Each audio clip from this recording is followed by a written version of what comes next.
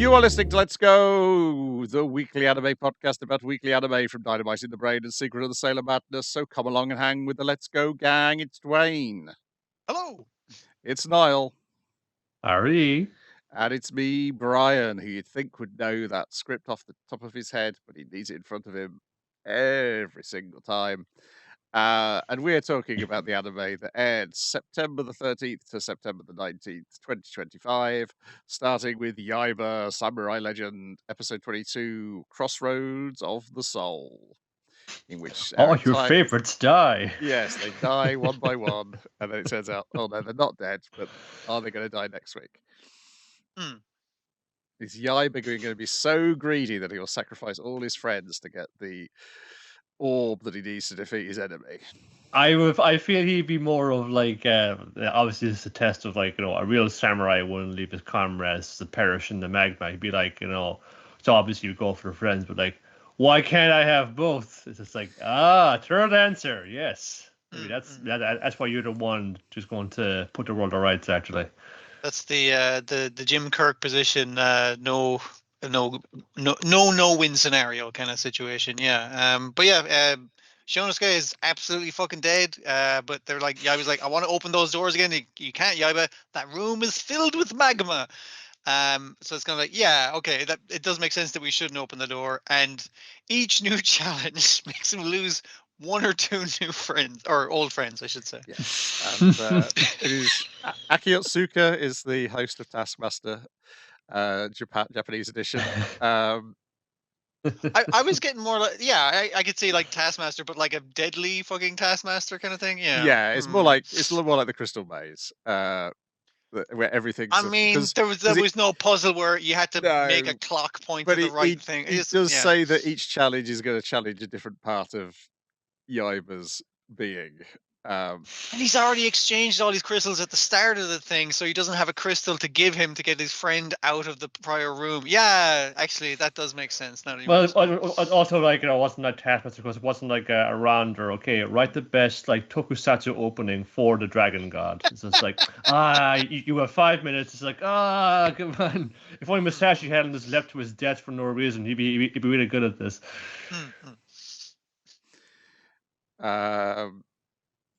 Obviously, we've got a version of Wipeout on a different show later on. Yeah, that's the other thing as well. Yeah. They have to, they all succumb to traps and that. So like, and Yaiba's just like, will test, and then nearly getting towards the end, it's just him and Sayaka, and it's just like, oh, I'll give you like a way out. You can just walk right back to the entrance, and it'll all be okay. It's just like maybe we should. It's just like, I'm not falling in love with no punk. You're going to keep up the telephone and say, what? Are you totally in love with me? Well, no, I did not say that. It's like, okay, well, I'm going to be like, the brash, reckless Yaiba that you all know and totally love. I think he describes that as, well, I got to be the sexy Yaiba then, is the way he puts it. It's like, the brash, reckless Yaiba is why we're in this situation in the first place. Like, even Mr. Seaslow caught it back there. Like, no one was safe. Yeah, I thought he was going to get away with it for a second, but then he had to, like, it's like, I can do it, because he needs to slip between a crack and, get trapped behind the thing. It seemed like everyone else was just like, yeah, how is Sea Slug going to sacrifice himself bravely? It's like, oh no, they manage it. I only noticed this one round that Nadeshiko, for traditional garb, she wears sensible boots going on everywhere else. That is good. Like, good, not quite hiking boots, but good, like, hard wearing boots. Yeah. It's very good that when they're crossing your frogman's tongue to get over the first challenge, is that they're walking in height order. So you can see everyone. Yes. On the front. Yeah. Like, most people get to bravely sacrifice themselves, except for the tiger, who just gets consumed by mummies, is the way I want to put it. There's a lot going on in this episode. Yeah, that's kind of the first clue that there's something else going on, because everybody else seems to normally just plummets to their doom, and he impossibly disappears. Consumed by scarabs. I saw the mummy. They eat you down to the bone. So yes, then everyone turns out to be fine in a cage over lava, and so Yaiba's got to choose. Do you want the orb so you can defeat Onimaru, or do you want to save the lives of your friends? What's it going to be?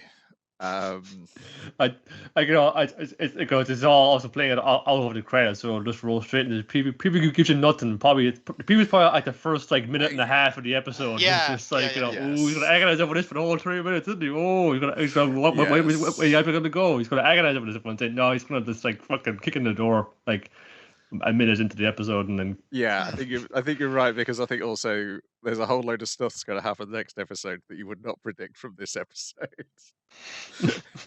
Because they announced the casting of 2 new characters who I thought, are they just going to get rid of that arc? Oh no, here it comes. Okay. The volcano is erupting at a terrific rate as well, so it's just like this is going to be interrupted by the volcano, like whether they want to do or not. I feel anyway. Feel it in me bones. Yep, good stuff. When they're talking to each other, there's some nice the close-ups. They get like so much detail in their eyes. Sayaka and Yaiba together. Well, yeah. Well, you have to see their eye for a second, as on the other characters when they inevitably fall into a fucking pit. It's just kind of like, say one last thing. That's how they all the rest of them go out. But I really like the very simple one with himself and Sayaka. So it's like there's 2 ropes. One of them is going to break as soon as you grab it. The other one is the rope to go up. Which one do you choose? And I was like, it's going to be the first one is always the wrong choice, no matter which rope you pick. It's obviously a rigged fucking game. You can tell from that thing. But yeah, Yaiba tried to beat its rules anyway, and it's like that's what makes him a real badass. Yeah. And I just in this before that, it's this another thing where it just like morphed into the color spread from the manga for like a few seconds before coming back in again. It's like like. The fun thing. This was a big page in the original comic. It was going to like remind you of that. Here we go. Yeah. Then we've got Anne Shirley, episode 22. How horrible it is that people have to grow up and marry and change. It's the wedding of the century. The one they always talk about. I've forgotten his name. Paul. Barry. Fred, there you go. Okay, Grant. Old Fred. We all remember Fred very fondly. Yeah, Fred's all right. Yeah. He hasn't said anything mean, so yeah, he's all right. There are consensus of fun. Yeah, Fred's an okay dude. You see what you step out with him. Yeah, we can open with it's your one in the house kind of like acting like she's chasing every man in college, where she's actually chasing one dude who's going to preschool. Sounds like I said preschool. But he's going to be a priest, and she's like he's a Presbyterian. Minister specifically. I mean, like the kind of priest that you can marry. How about that? Yes. Within the thing. Yeah, that's what I mean. But anyway, yeah, she's like, I'm not a good enough woman for him, and Anne's like, no, dude, you're cool as shit. You act like you're fucking footloose, fancy free, like chasing dudes. Everyone figured you for a party girl, and it's like, this isn't like, I guess her character up on you. Like, I know you're not just a party girl. You're actually you're very insightful and you're very honest with your friends and everyone. Why wouldn't you want to get on with an honest, sound dude like that? It's like, go for it, girl. Go on. There's a bit later on in the episode where obviously it's her telling the story of the priest guy proposing to her. But what I loved about it is that like he's there on one knee and she's like, and I got a sneezing fit at the time, and it's incredibly unromantic, but so like real and normal and just stupid that the way reality is. And I was like, that's really nice. I do like that. The not story tale proposal, just like he proposed to me and I got a fit and sneeze and hang on, I'm trying to respond. It was very good. Where that was the way I think like presented in in the book as originally kind of told, but it was already like trying to like escape some of the trappings of the genres written up. Can we get maybe a bit more modern outlook on this? So like, I mean, just the very idea. A woman proposing to a man, like, preposterous. But here was Phil, saying, "Oh yeah, I would totally do that." I mean, that's how committed I am to this. Yeah. And then kind of hovering over the whole thing, and it's like, I'm just like wedding one of Diane, your old childhood friend, and it's just like, yeah, and I heard you're like, you got to find out for yourself, fair play to you. And this one saying, I don't know about that now, says Moretta, like Gilbert, he was he's a good lad, you know. He's always been like, like good to us and good to our family and fun, saying, but leave it down, bro, everyone. This is how love goes. Don't worry about it. And Anna's already like, having these all kind of things, like, this is going too well, fun. This like literally like the prince, like, Prince Trami, everyone's still calling him that, even down here in Green Gables, just like they're all saying it too. And it's The just, only one really mad about it is seems it to too be good to be Marilla. true? Yeah, Marilla it's kind of like, I'm kind of pissed. Like, this is the way the narrative's supposed to go, and you're bucking from that trend. But everyone else is like, yeah, no, you were right, Anne. You were right. You got everything you ever wanted. And it's like, but yeah, does she want it? Is the question that is hovering, and she hasn't quite gotten to yet. Yeah. It's got like this talking about kind of like big decisions that have you like made the right choice or not? No, that's kind of put against like Diana and saying the fun saying like this is the last time I'm gonna say like kiss you like kiss you farewell like as Diane Barry, you're gonna be Diane Wright. I think it's right now. He's Fred Wright. Yeah. But you'll still be my Diane. But yeah, what's everybody totally? But yeah, totally cool. Like I think I just kind of say I think some kind of like like change like a little bit from one form of this, but like kind of the core person is still there. I think that's what Anna's trying to see, like with Gilbert, because he got invited to the wedding. He's in the groom's party like as well. So they gotta go downstairs together arm in arm. So it's like, oh, wouldn't it make it like a lovely couple? Too bad they're both like going out with other people. But it's fun saying, no, it's cool. Like, no, like, Anne's in mind, like, things can kind of change, from we can press on it, but we're still, the core thing is that we're still definitely, like, good friends who have shared, like, so many highs and lows together. And that they have to go down the stairs arm in arm, like, in front of everyone that they know, and as has been formed to her earlier, it's like, yeah, everyone knows you fucking turned down Gilbert. Like, it's a small island, man. The word gets around pretty quick. It's like, now we gotta do this performatively romantic thing in front of everyone that just makes me look fucking worse. It's like, but no, her prince has come, everything's going her way, but she keeps mentioning Gilbert. Keeps thinking about Gilbert all the time. What does Gilbert think? Yeah.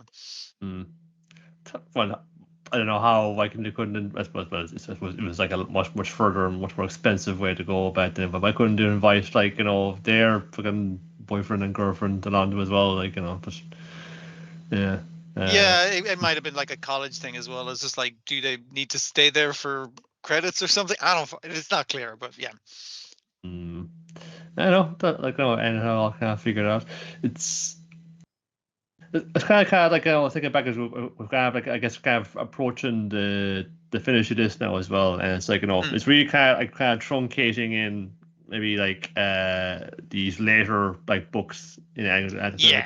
Those are ones that I know like a little less about, and it's just like could done be expanded more, but and get like a better sense of it.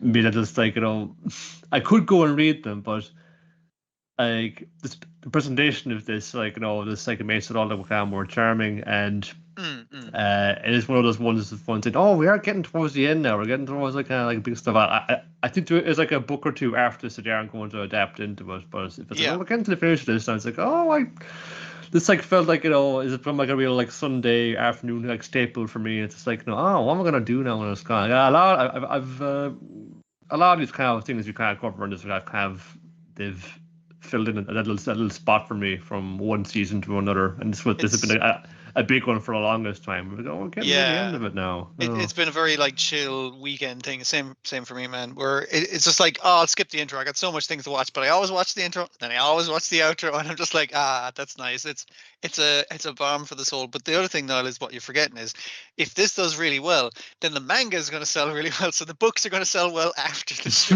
That's how it's supposed to go. We need to increase sales of Anne Shirley books. Come on, get them off the shelves. Do you stay a bit bare about that? Yeah, there's another 3 Anne Shirley books. And 3 books even, yeah. And then there's another 3 books where Anne appears, but she's not the focus. Yeah, she's a character in the book. So yeah, I get you. Also, Niall, can you pick your microphone up, because I'm hearing the vibration of your laptop again every time you talk. Say that sooner, why don't you? I didn't want to interrupt your flow. But yeah, where does this one end off? I'm trying to remember.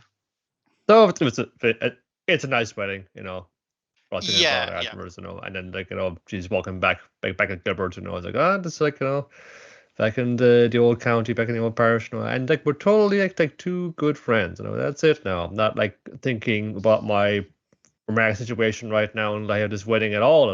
No. I'm good. Not It good definitely doesn't bring all those feelings up to the fore. Yeah. Yeah. Yeah. Ah, dear. So yeah, this is Anne of the Island at the moment. The next published book is Anne's House of Dreams. In 1917, she wrote that, but then in 1936, she goes back and fills in the gap between Anne of the Island and Anne's House of Dreams with Anne of. Well, a midquel. How about that? Yes. Yeah. Okay. And Shirley no Guidon. Yes. Anne of Marina no Diebook. Yes. Anne of Windy Poplars is what you get there, and then Anne of Ingleside.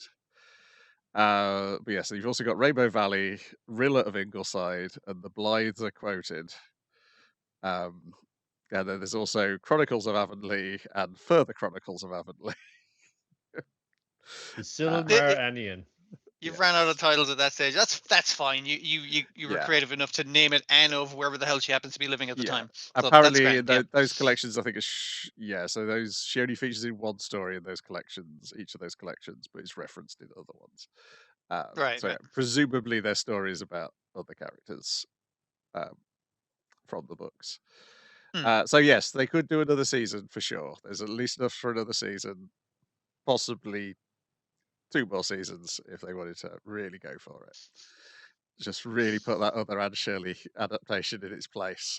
Just bury it. Stake through the heart. We're going to do the entire thing. Then we got My Dress Up Darling, episode 23. I didn't think anything good would ever happen to me. Again, these are very Anne Shirley type titles that My Dress Up Darling has. I don't think "Are we going to do it" is a Anne Shirley. Well, you don't know where the story is going to go. That might be next week. It's fair. Are we going to do it? Are we going to rebuild community center? Yes, we are. Dear.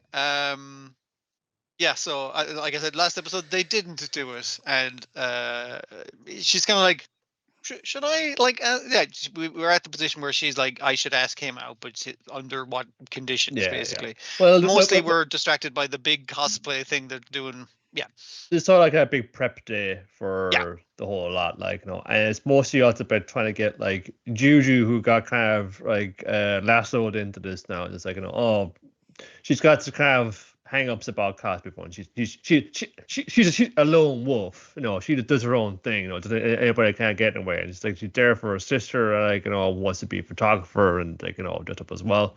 Also, like, I'm only going to like cosplay my body type, or my. She only wants to do magical girls, yeah.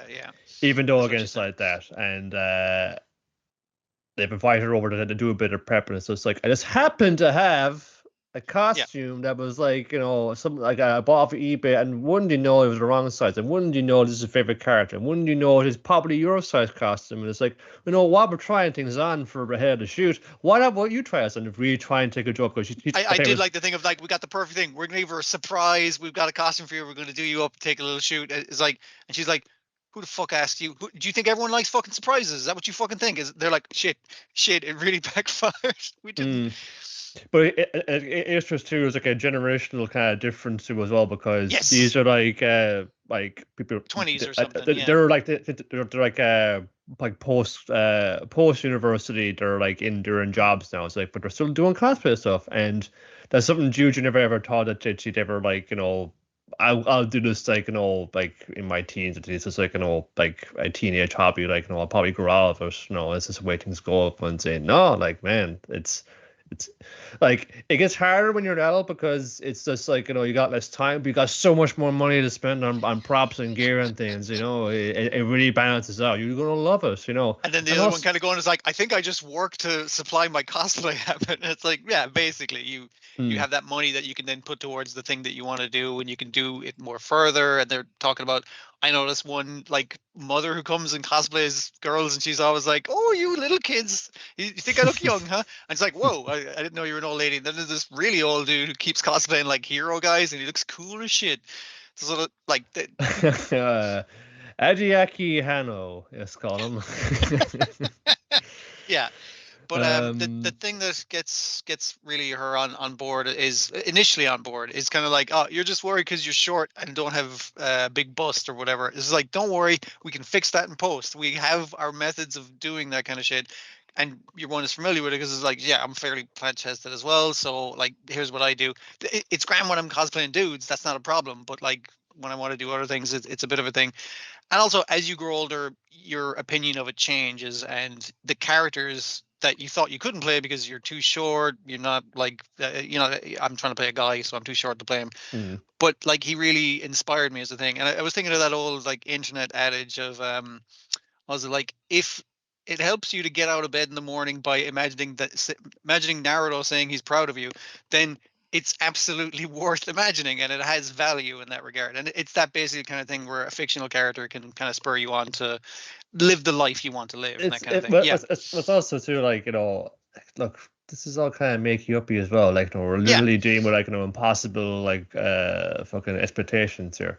No one's expecting to be a fucking like 1-to-1 from the cartoon or whatever like that. no, This yeah, and also this is like, open to interpretation. Like, if you want like go for it. No, do like the special one that always was in the one-off like, fucking like gacha game release from a mobile game that was like, went up in May 2023 and was finished in like June 2023 because it was so close. Like, why don't we go for it? And I like how it's the parallel thing is Akira, the prop maker, has gone over to Gojo's house. yes. Like, we're going to like work on the props and the gear for the shooting. It's like, and we're getting a bit of kind of backstory of her, where it's just when she was like a teenager, like, it's just like her parents was just like no fun saying, "Where did that anime shit? Fucking put Yeah, that her away." mom With threw out all her shelves of manga and yeah. figures and stuff. It's like, you're too old for that now. You're going into high school. You should be growing past all that shit.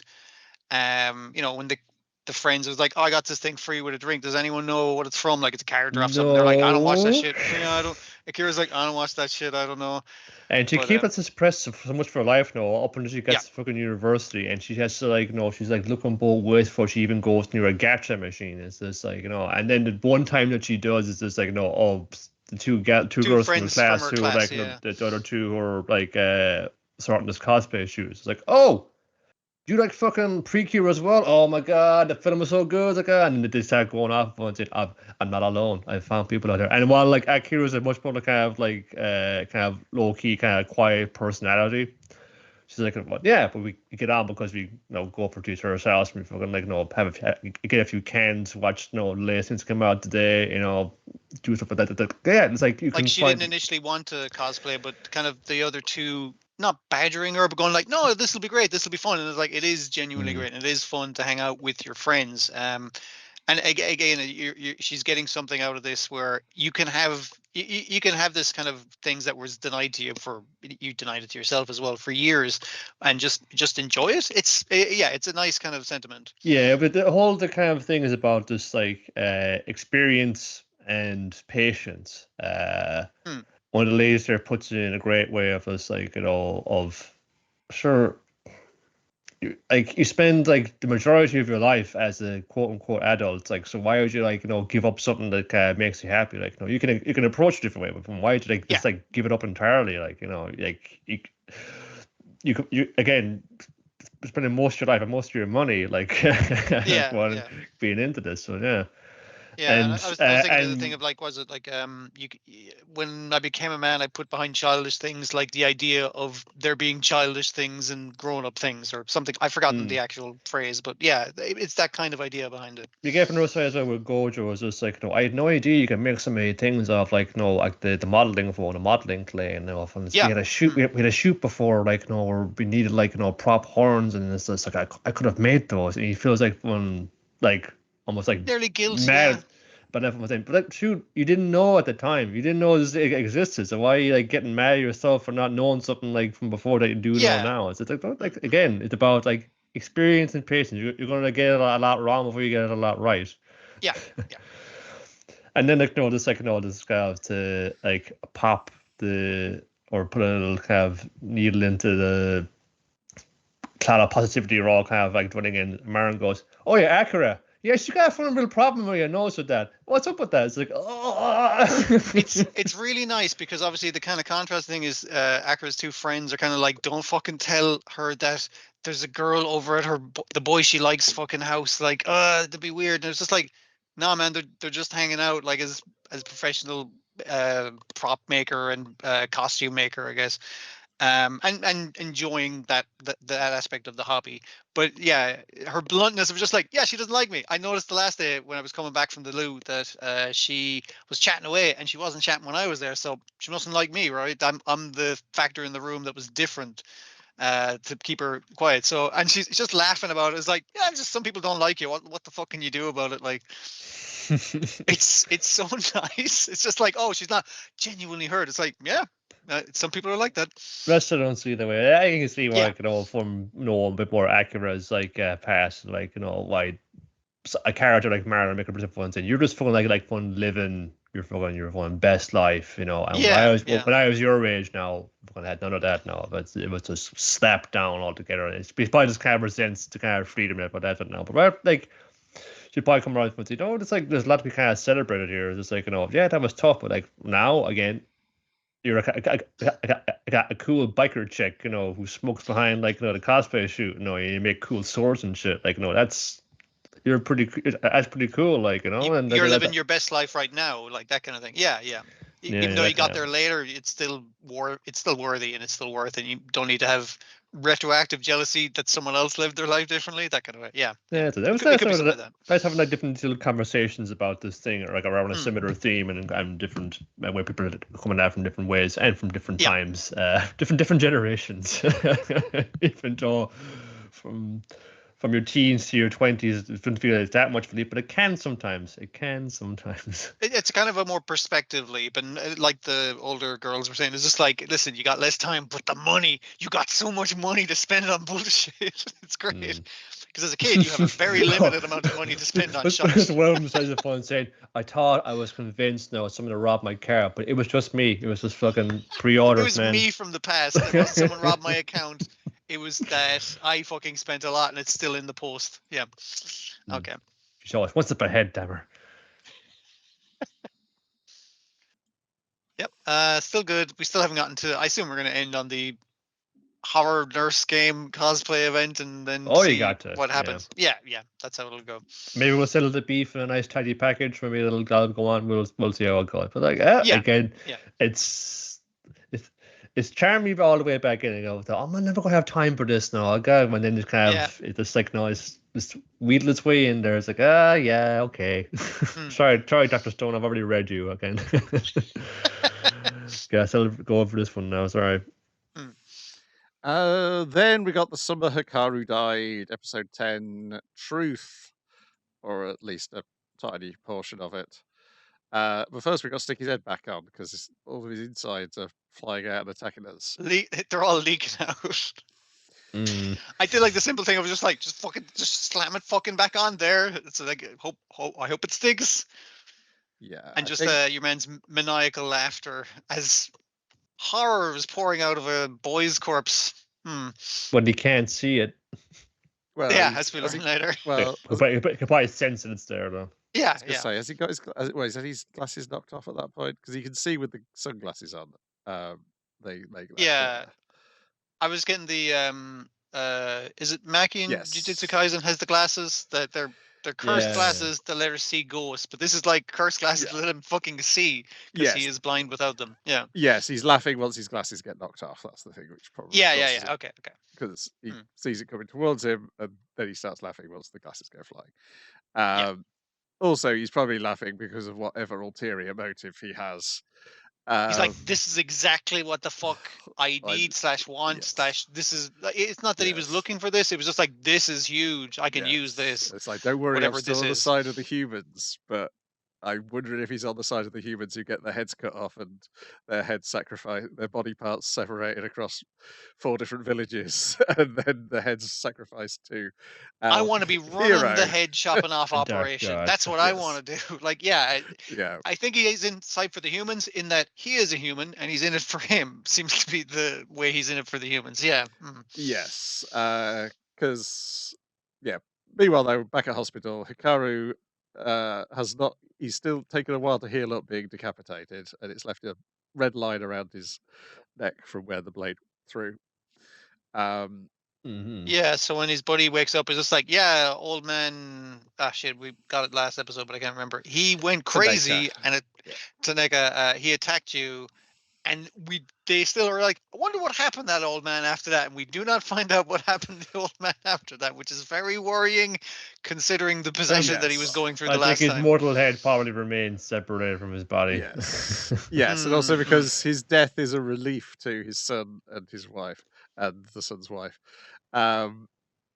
So Yeah, he was acting real fucking weird the last while because he was possessed by a fucking ghost or some shit, something nasty anyway. But yeah.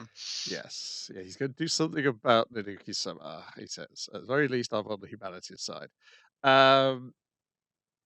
Yeah, so the next day, Kuribashi and Yoshiki go and check on Hikaru. And he comes round. There's a moment when they're having to check that he is Hikaru still. Um, Mm. And then once he remembers he's Hikaru, he's then back to the light-hearted, jokey Hikaru personality. It's like they're starting to mix, and then Kuribashi phones in. Hey, stop that. Yeah. like a tell him to hey, no close dancing, fun. You separate. Come on, none of that here. It's a family hospital. I was also kind of getting the impression of like someone with a spray bottle trying to train a cat or a dog. It's just like, no, stop being weird. And then they start making like Hikaru makes dumb fucking jokes. It's like, okay, he's fine. Everything's fine here. They're just good boys. That's all right. Yeah, I think this is the good boyness of Hikaru. I think, for what I was looking at, I think it's worth getting the manga because I think the manga tells the story in a different order and in different Yeah. scenes. Well, I literally see that the manga author is very closely involved with how the Yes. script is going forward, actually. So it may be like, oh, I told it that way before. I would have liked to have maybe done Yeah. this. If we're Or going to her- adapt it yes. for a cartoon, it's going to be different than how it works in a comic. Yeah. Yeah, because that's I'm going to guess the scene after the credits we get here is like a much more subdued version of a scene we don't get at all. But Yeah, because they mentioned it in this episode. It's like, hey, Hikaru, what's the deal with when you came over the other night, and you just fucking left after? And he's like, oh, don't worry about it. And we only get that scene after the credits in this Yeah. episode. So yeah. yeah, If I would go away to explain to why, like, we're gonna give Hikaru like one last nice day out was like much more extended and protracted. It was like, no, I really want to kind of build a dread here that I couldn't do on the page. Yes, luckily Maki he spots something in Yoshiki's notebook. He goes, "Oh yeah, I know all about that. Let me tell you the story." This fucking guy had the answer all along. It's like, of course he did. Yeah. Do we know why his arm is broken?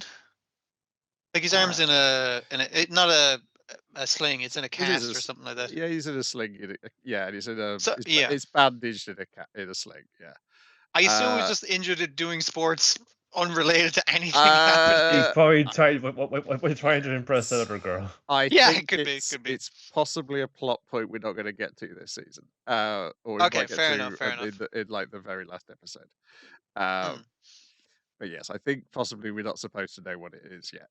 Because like he's giving exposition, important exposition. Yes. I'm like, dude, why is your arm broken? Like that would be a question I'd ask a friend of mine if they just appeared on me with a broken arm. That's the kind of thing like like you're going to overlook or ignore because he's giving you like some sweet details of the plagued history of this village. Yeah. So, there's mercury in the mountain. That's why it's forbidden. It's because it's full of mercury, and they used to take the mercury. It was initially used as a medicine for during the famine. Yeah, because we didn't want the family getting higher than we could feed it. So it's just like, but you take something off the mountain gets like, hey, Well, no, Fucking give it back though. there was no god there until they started doing this. And what they used to It- do was they claimed there was a god there as an excuse to go and get the mercury to make the Yeah. tablets. Because they couldn't leave the village otherwise. Yes, Yeah, which yeah, created the myth of the curse, and then the myth of the god, and they possibly have created this god by faking a god being there. That is, They made up a Yeah, god to get human. mad at. Yeah. Yes. That's the thing. Like, it's the idea. You see it in other things. Like, I know it's in Discworld and stuff that like faith creates the god, not the other way around. Or it can do that kind of thing. And obviously, when you start worshiping, even pretend worshiping this Mercury god, it's just like, okay, and then we stop worshiping him, and the god's like, where's my sacrifices at? You know, it's just like, oh shit, Yes. fuck, we're in trouble. But we do get Hikari saying, "I don't remember having been given. I don't Yes. remember any heads being given to me, and I'm not sure what I'd do with them if I did have them." Mm. Which is very funny because his head was recently chopped off. Yes. Yeah. So the legend is in the body plan thing, like in the foot village, we Yes, found because left legs, right legs. There's a Yeah. bunch of myths here. So there's the Maki, which is his story is the facts. It's the facts Yes. about fake gods, The historical facts of it, yeah. mountains, mercury poisoning probably to all the villages. That's not Yeah. really mentioned, but you could connect the dots as to why these Yeah, villagers you're a might be smart guy. behaving You can figure strangely. it out. If you had mercury poisoning, that would definitely cause stillbirths and stuff. Yeah, Yes, yeah, definitely. So irrational it behavior. works. Yeah. Yeah, so we've got that. Then we've got this YouTuber has disappeared down a haunted tunnel. And Kurabashi gives us Oh, the yeah. details of the haunted tunnel, which is they Yeah. found a load of torsos in that tunnel, which is why people think it's haunted. And then they found the other parts of them in these 3 other spots, but they never found the skulls. And it's then when we go and go to the temple that Old Man Tanaka mentioned, and we find all these wooden heads painted red, that this causes Hikaru to go, "Oh, I'm suddenly getting some of Hikaru's memories here," and his dad explaining what these heads are. And oh dear, they used to chop people's heads off. Often the sick and elderly would volunteer their heads to be taken to the It would mountain. be just like, listen, I'm on the way out, chop off my head. Yes. But one time we chopped off a traveling Yes. monk's head, and it's like, And are we going to get in trouble with different gods for that? Yes, and Yeah, also maybe. there was more than one time that happened, he tells. Like, it's just like, little. who- It's who are the little peop- Hikaru. It's like 6-year-old Hikaru is learning all this. Like, and it makes you think, it's like, is this why he kind of kept to himself so much? Because he knew some fucked up shit from a very young age. Ask That me questions his about family's all the directly faces on involved the in. wall, son. Yes. Let me just tell you about that. Yeah. But the idea that Very they'd normal, what sacrifice, we do and here. villagers would go like, sacrifice me. I'm on my deathbed. It's fine. You can use my head. But also, just like, someone's passing through town, fucking nice head. Be pretty good to sacrifice that Yes. head, right? And then we wouldn't have to use any of ours. It's just, that it's kind of a death cult. I think it's fair to call it a death cult at this stage. And he mentions the Indo sin, but the memory cuts off before we get any more details of that. But he knows that the head that the Hikaru was supposed to be taking should be in this velvet lined box, and it ain't there. Yeah. It's the shrunken head we've seen that Tanaka's got, and then we see Tanaka in the woods putting it on the shrine. Presumably, nothing will happen because The god's not there. the god's not there. I assume he's just doing the scientific method to make sure that his hypothesis is correct. I mean, like, chopping off that kid's head was, according to him, also scientific fucking Yes. investigation. That's the way to find out. I guess, yeah. Yeah, Hikaru does point out, wow, that sword was pretty clever, impressive, wasn't it? Whoa. Must be something really special about it. Yeah, and then, but also in the flashback, yeah, the villages, they split the villages into 5 to hide these body parts, and as a coincidence, the layout of the split up villages looks like a body. Well, you know how villages got often named after whatever industry was going on in there. So, Yes. you know, Armtown, Left Legville. Balls Yeah. Bridge.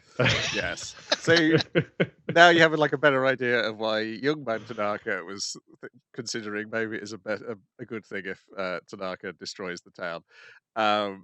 Because clearly, This is a fucked up death cult we're involved in, and we do keep having to give heads to this thing, I guess.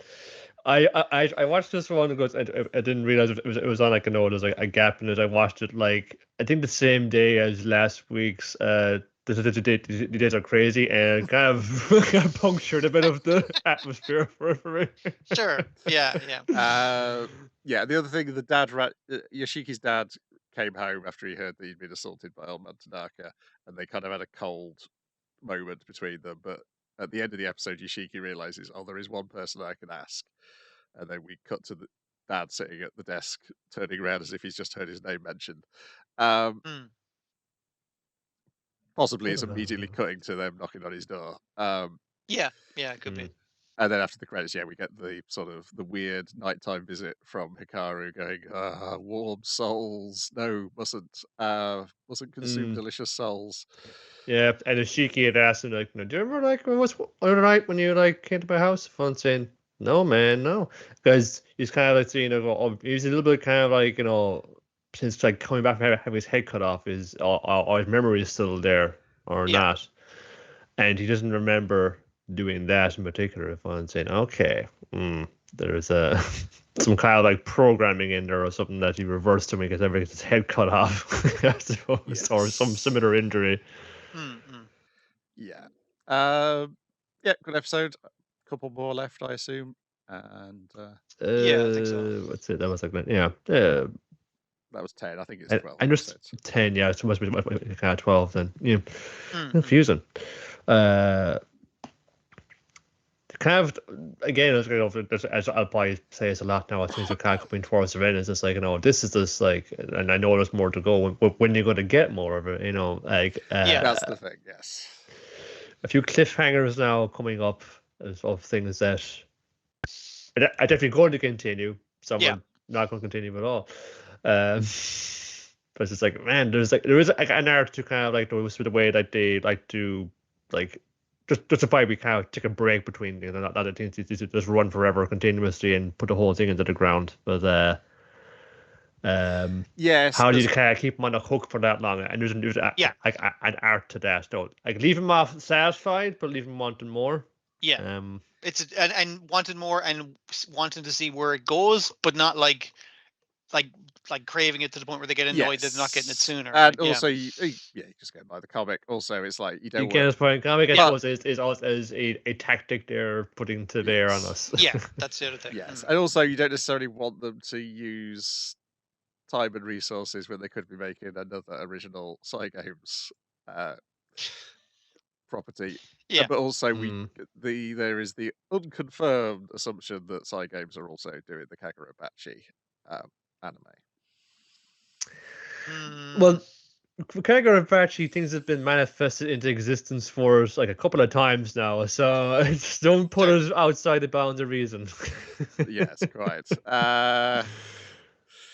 Then next on the list is Puniru, episode 23, The Human Condition. What better show to ponder the human condition than Puniru as... Actually, I think the only we kind of understood it in there now is actually like I should have hit upon this sooner because it goes dress up, darling, about enjoying hobbies that maybe not like are the usual hobbies for your gender or something like that. We got into similar discussion with Puniru about like this or that. Then she goes like romance with an otherworldly being somewhere where Hikaru died. It's like so much kind of crossover like flow into this. Yes. You can really see like But generally Puniru but is the zeitgeist is actual zeitgeist of our times. But generally, Puniru is like a thing I'd watch in the morning. It's like, I'll watch a nice, fun thing, Puniru. So I watch in the morning like I usually do, and I felt bad. This episode made me feel real bad. Yes, but like, you feel bad for Puniru and Geely. That's the amazing... Weirdly, it's she's at fault, but you kind of you understand why she's thinking wrongly like that. Yeah. Yes, and then you feel bad for Runuru as well because humanity is removed due to the unholy merging of our two female protagonists. But yes, to begin with, though, it almost argues the case in favour of Puniru's existential crisis, as we see Kotaro getting together with his friends at the karaoke bar to do a study session. And he's like, oh, yeah, it's great. I'm different now. I've got friends my own age. I find it easy to talk to them. It's wonderful, and you think, okay, yeah, this is the argument that this is the thing Funyu He's is not fearing. incorrect. Yeah. Yeah, and it's kind of like his friends are like, "Hey, where's Panera?" It's like, "I don't know, fucking around somewhere, or something like that." And he gets a call from Mammy, and it's just like, "Oh yeah, she's grand. I actually don't need to worry about that. I can just hang out with my friends, and it'll be cool." And She is Jelly very, is, very not grand. She yeah, tries to Jelly convince is herself that she is, but she is not grand at all. she is studying on the roof, a quick study session by removing one of her fucking arms with that fucking duct tape that's holding her together, seemingly, and just oozing over the school books and like absorbing the information directly off the page. And it's just like, this is a disgusting way to do it, but I got to do it like to It's a prove really I'm a more kind perfect. of cool, like Tetsuo the Iron Man kind of Yeah, like absorption right there. And Spence Kotaro would be horrified with fun saying, "Whoa, that's rad! You can absorb all the information from books. Wish I could do that. Oh man, because wouldn't be initially she's test and thinking, breeze." I need to be the perfect robot where I'm like the perfect. So I'm so perfect, I'm indistinguishable from human. Kataro sees her, compliments, is like, wow, that's cool. Wish I could do that. And she's like, he didn't see me as human. Okay, fuck. This is like he's complimenting you, but not in the way that she wants to be. He's like, no, I don't want you to see that I'm a horrible slime monster. I want to be considered perfect and normal, but that ain't what she Yes. is. And Yeah, meanwhile, Funyu has cried all the water out of her body, uh, and so become a rubber ball. Mami has to rehydrate her, and then she tries to like put on a big talk that I don't need Kataro. I have to find somebody who does appreciate my cuteness, and then she has the same sort of flashbacks that we were seeing, the flash forwards we were seeing Mm.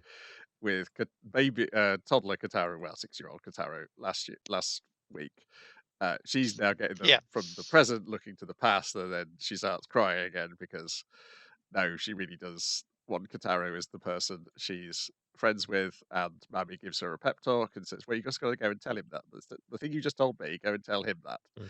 yeah. Uh, Tell him how you feel. Uh-huh. Like the actual yeah, solution to most of your problems, yes, basically. and Yeah. if that doesn't work, I'll adopt you. And Okay, it's I'll just go like tell him. that's a threat. But yeah, And yes, her so she parents does the happy moment. running. Yeah, I'm going to tell him just how I feel. yeah. How he's a big, dumb doo-doo head, but I love him still, and everything's going to be okay. I'm running up to the karaoke thing. Oh, hi, Jelly. Would you get out of the way there? I just need to get around you there so I can go in it. And Jelly's like, absorb fucking like Well, no. horrible. First of all, we have to discuss the Little Mermaid. That's her. Yes, that was an excellent fucking Yes. example, actually. Yeah, Because yeah. it's not just that she's absorbing them; it's that Poodaroo is going along with the idea that this will solve both their problems. Technically, yeah, you're a more whole being now that you're three people. Yeah, But you're discarding your sense of wonder and cuteness. So it's just that it's all like embodied by just a little penguin bag that's discarded in the street, picked up with the bins and just thrown out to the side. And it's just the way that it slides out, like it's trying to look to see if you're still there and you're Well, not. And it's yeah, yeah. just, I oh, assume that's tough. I assume that's what the tiny penguin is who shows up at the end of the episode. Mm, mm. The tiny. Also, yeah, earlier on, of course, we've also seen that because he's now got real friends. He's rubbed out the drawing of Poodaroo in his exercise book, the penguin The drawing. one he excellently drew the last time. Yes, Yeah, yeah. Yeah, it hurts, man. yes, and so the knock-on effect of the merging is that it has caused Ruru to revert back to being a toy because the spark of life that Poodaroo Yeah, had I given would her. presume that I was in the jelly like off screen, like sucked the life-giving slime out of her. God, that sounds horrible, but you get what Well, I mean. I'm I aware of think this is plot. more like Peter Yes, Pan, like Okay, fairies. fair yes, You enough. gotta yeah, believe in it, and Right, like right, right. because like yeah. the slime inside Rooney Roo doesn't believe that it's actually like a sentient Oh, being or nothing like that. You're just this Yes. amalgam now. From so well, the magical beliefs kind of coming more from Puniru. I mean, Puniru is currently fucking as part of someone Yeah, else. Yeah, I think the Little Mermaid thing is probably a very important thing going forward, from what I understand of the current yeah, yeah, plot lines in the comic. In that it introduces saying this is a fairy tale, which I guess yeah. we started getting to last week with the wish for a friend and being granted a friend by possibly Santa. Um, Hmm. yeah, I Here think you're we've kind of seeing like, oh, maybe like the fairy tale ending actually in certain contexts isn't the best one because it's just like, that's it. I've abandoned everything about myself that was unique to become the ideal version of how like you and yes. society perceives me. Look, I've even got real hair now. It's not like a Yeah. weird like if I got like a gummy kind of wig I put on my head. No, it's real hair animated When lovingly and lavishly. when I'm a total Puniru like comes into I'm a the real girl. I'm a real anime girl now. when not like too realistically drawn Puniru comes into the karaoke thing, it's like Kitara's like, "Hey, Puniru, you look different," and she kisses him. It's like true love's kiss has turned me into a real girl, and everyone's like, "What?" They're distracted from the fact that their robot toy friend is no longer alive and is She reverted probably just back to ran out of factory batteries. settings. It's fine. It's fine. It's okay, Yeah, buddy. Puniru's a real girl now. Everything's gonna be okay. Hmm. What a neat ending. But wait, there's more. If that was the last episode, that would be super dark way to end it. If they wanted to But go that I way. mean, it's just like for the cartoon about the city slime girl who just dresses up and wants to be a cute like nurses and hula girls and trains. It's just grappling with like what does it mean to be alive? What does it mean to be Yeah, human? yeah. Like it's like you can see a bit like say in Toy that Toy Story has as well trodden right now, but it's even going even beyond that. It's just like what constitutes like the relationship between like you and your playthings. At what point does it become like a plaything, and what was a hobby? What is like this and that? Again, Yeah, and again, it's that correlation from My Dress Up Darling, like what do fictional characters give to you to purpose and meaning and that kind of stuff. And it's like, what do the fictional characters feel about this? What do you the don't toys have to think? give it Yeah. up, but you can change your relationship with it, and it doesn't need to be like, has to like involve lessening it or that. Yeah. If anything, it can involve like deepening it and seeing it in a new way. Hmm. But Kotaro was only 13 years old. Those ladies are in like, they're in their mid to late 20s now. They kind of have Yeah. had it again. It's about the gap between what the experience of it's kind of funny Yeah, age yeah. where like, you look at your childhood friend and make it feel kind of funny. You know. Mm. Yeah, I think also gets I think also part of Geely's problem is that filter that the doctor put on her She Wi-Fi doesn't brain. have full access to information, so she feels incomplete. Yeah, Yes. Yeah. Hmm. Then we've got City episode 11, which I'm not sure is saying a whole lot of anything. Um, we've got morning routine. Bonjour, everyone. Living in the city. Surprising shogi. A boring afternoon. Mambo number 5. Todo and lingering thoughts. I mean, I wouldn't say it's the best episode because we've had some amazing episodes of City, but I did laugh a lot. This- So We're just before the end, so it's just like, okay, we're gonna have like just a little like a Yeah. nice easy one. yeah. Because That's you great. know you're gonna do something crazy before the end. You know they are. No, there's two things in this which push this up in this episode in particular, which push this up into third place of my favorite anime of the year so far. Excellent. Okay. Is the opening segment where it is the barber taking all the things he's been given to the antique dealer, and it's just the reveal that the antique dealer has the abilities of psychometry, and Yeah. he It evaluates can read these items the just by historical importance and touching the them. emotional Yes. the thing on objects. He knows what went into it, how they felt about it, and sometimes it's not like the guitar pick. I don't know if that band was famous or anything, but the feelings of it, those are worth a lot. So yeah, I'll pay you a farcical amount of Yes. money for this fucking tat that you brought in. Except for the vase, that's negative money because it is Yes. cursed. Negative 200,000 yen. Yes. So that's not. Oh no, morning routine is. So I don't know where that other segment falls. Morning routine is Oh yeah. Nishura doing the weird. Oh, Toto. Is it Toto and Lingering Thoughts? Is the one with the We don't The gotta lingering do it in thoughts from order. the- Like Yeah, it's fine. Don't worry about it. I flipped Yeah, it yeah, yeah. round. Yes, is the Mambo okay, number that's okay. 5 of it all through me because it appears twice. It's freestyle it. Come on. Yeah. Morning No, I like routine is her going through like my her. thoughts ordered. Yeah.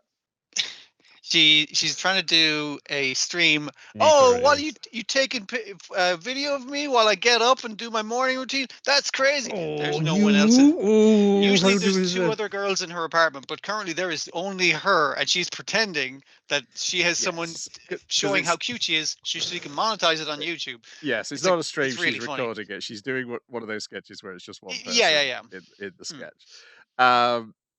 But yes, of course, she gets walked in on, and she thinks that she's gone mad. It's this bit where I realize, and I don't know why I didn't realize it the prior episode of the city, but I love the recurring joke of people going like where they breathlessly fucking like their breath is catching, they're so fucking like and they're sweating. It's such They a funny bit. It they always get fucking so gets much me. mileage out of like the knocky chattery teeth sound effects, like Yeah. sucks, and it's like, and then It's- I just say, I just go like, It's that noise should be horrible and everything, but it's really fucking funny every time they do it. With the characters just It's is also overtaken. an easy one that everyone can do. Like, everyone can Yeah, just do some yeah. variation of that, right? Mm. Yeah. But yeah, and that one leads later into different streaming thing, which is Mambo number 5. But that's later. Yes. Bonjour, everyone. Is once again our manga artist is afraid that he's going to be replaced because this super famous manga artist has turned in a manuscript, and also Wacko has realised that her favorite manga artist lives next door to her and has paid him a Just visit. even though she's now working for the same fucking paper that he's working for, it's just because they Yes. both happen to come out of their apartments at the same fucking time that she's like, oh, "You're that guy," and he's like, "Oh, you're that new fucking," and she's like, Yes, "I gotta and- check out your shit." It's like, holy shit, this is the manuscript of your thing. Holy shit, there's your pen. Holy shit, there's your light switch. She's just Yes. excited by everything. Meanwhile, the in his editor is apartment. looking at this manuscript, and we just see like the tops of the heads, and we immediately know what the problem is. then- Bonjour. I see, like, your bonjour is as much of a Yes. bonjour as mine. It's like, oh, And yes. He immediately puts himself into the apologizing position, and walks in that position like he's a Roomba Yeah, from through the the office city. to the house. We kind of cut back to him like with the cats sitting on him at one fucking point. Yes. Like just like trying to make his way. Like, I need to apologize from right now. I'll make my way and do the full apology there. But in the meantime, we're getting Wacko just being like too much of a fan, because everything that he says, it's like, hey, that's from fucking Depression Kid number 14, panel Page 5. 6, panel 3. Yeah, I know it so off by heart. all of his comics are like about like a guy with a shitty life, which kind of makes sense because he lives that way himself, I guess, is the idea. Yes. The editor arrives, and then Wacko starts. They won't talk to each other directly, so Wacko has to like pass the Like we've message on, seen in prior episodes. It's doing impressions of them, and then eventually she just she stops listens to talking. them Yes, and she and stops. says what they says and expresses it the way they'd say it. But eventually she gets so good at it, she's like I guess like She's doing the preempting whole what like they're scene going to Yes. accent. say. This is going to point Yeah. saying, Yes. I go get catch it and saying, no, you're not. It's like, no, I Yes. will. No, it's fine. No, Yeah, it's fine. and It'll be there's fine, one no. point late on when she's really picked the speed up with the impressions are the wrong ones for the person saying it, and then she's moving She's so going fast. too fast, switching She back. managed because she goes so fast she's able to shake hands with herself at one point. It's such a good bit, and it's like because we've seen the editor and the manga author like interacting before. We know how this shit goes every time. So that the fact that she performs it separately while they're in the room, one of them bowed, the other one like head bowed, is like, no, I'm quitting. That's it. This is my last fucking one. We know this. Yes. We've seen this story before, so it performed by Wacko is a really funny treat. Yes, because also she's the one who reads the manga, and where we get to see more of the manga, where it is a very homoerotic comic where the word bonjour means a multitude of things. You see the top of the it's a period piece at the top of the Yes. shaved top knot heads, and they're doing things slightly below that, but we can't see that. And Very everything, shiny and oily heads. You see there, like, you know, Yeah, real kind of soft focus on them. You know, like they're So getting very steamy. I'm gonna take my bonjour and Yes. put it in your bonjour, and it's just like, hang on a second, what? Bonjour. Yeah, and they're And- saying it with such yeah. like, yeah, And Wacko's love, face is obviously. getting redder and redder, and then her thing Hmm. is, it's for over 18s only. Yeah, And that's so they what. decide to reboot Mr. Bummer again. Yes, Um, another so- reboot. It's not just Carry On number 2; it's yet another reboot with a different name. They're living in the city, which is this is the other thing which elevated it is the reveal that all the animals can talk to each other. Because is it Mimideko, the rabbit cat thing? Mimi Is Neko, yeah. It ducks into the sewers like a Tom and Jerry type situation where our other character is trying to catch him to get the reward in him, and he ducks into the sewers, and wouldn't you know it, the scholar is here. The scholar crawls out of the sewers. It's a It's giant, a giant salamander, salamander. which is an animal that I don't know is, if it's not extinct, it's definitely endangered. Oh, it's endangered, all right, but like I think they're trying to bring it back, and this guy's living the high life. He's like, here, let me get you a cup of sewer water. Here, let me get you a rotten thing from the fucking. He keeps offering things that he found that were flushed on someone's fucking. Ibis, brain. what are you doing here? It's just like, well, on my travels, I have found many things. I know you, Mimideko, believe the city is nowhere for animals like us to survive in. It's too cruel. But I've been around the world, and it's fucked up out there. I think the city is where we're meant to be. This is the safest place in the entire fucking world. That's why I came back, and it's confirmed by the what's the fat Tsukinoku. I was gonna say fat snake. Yes.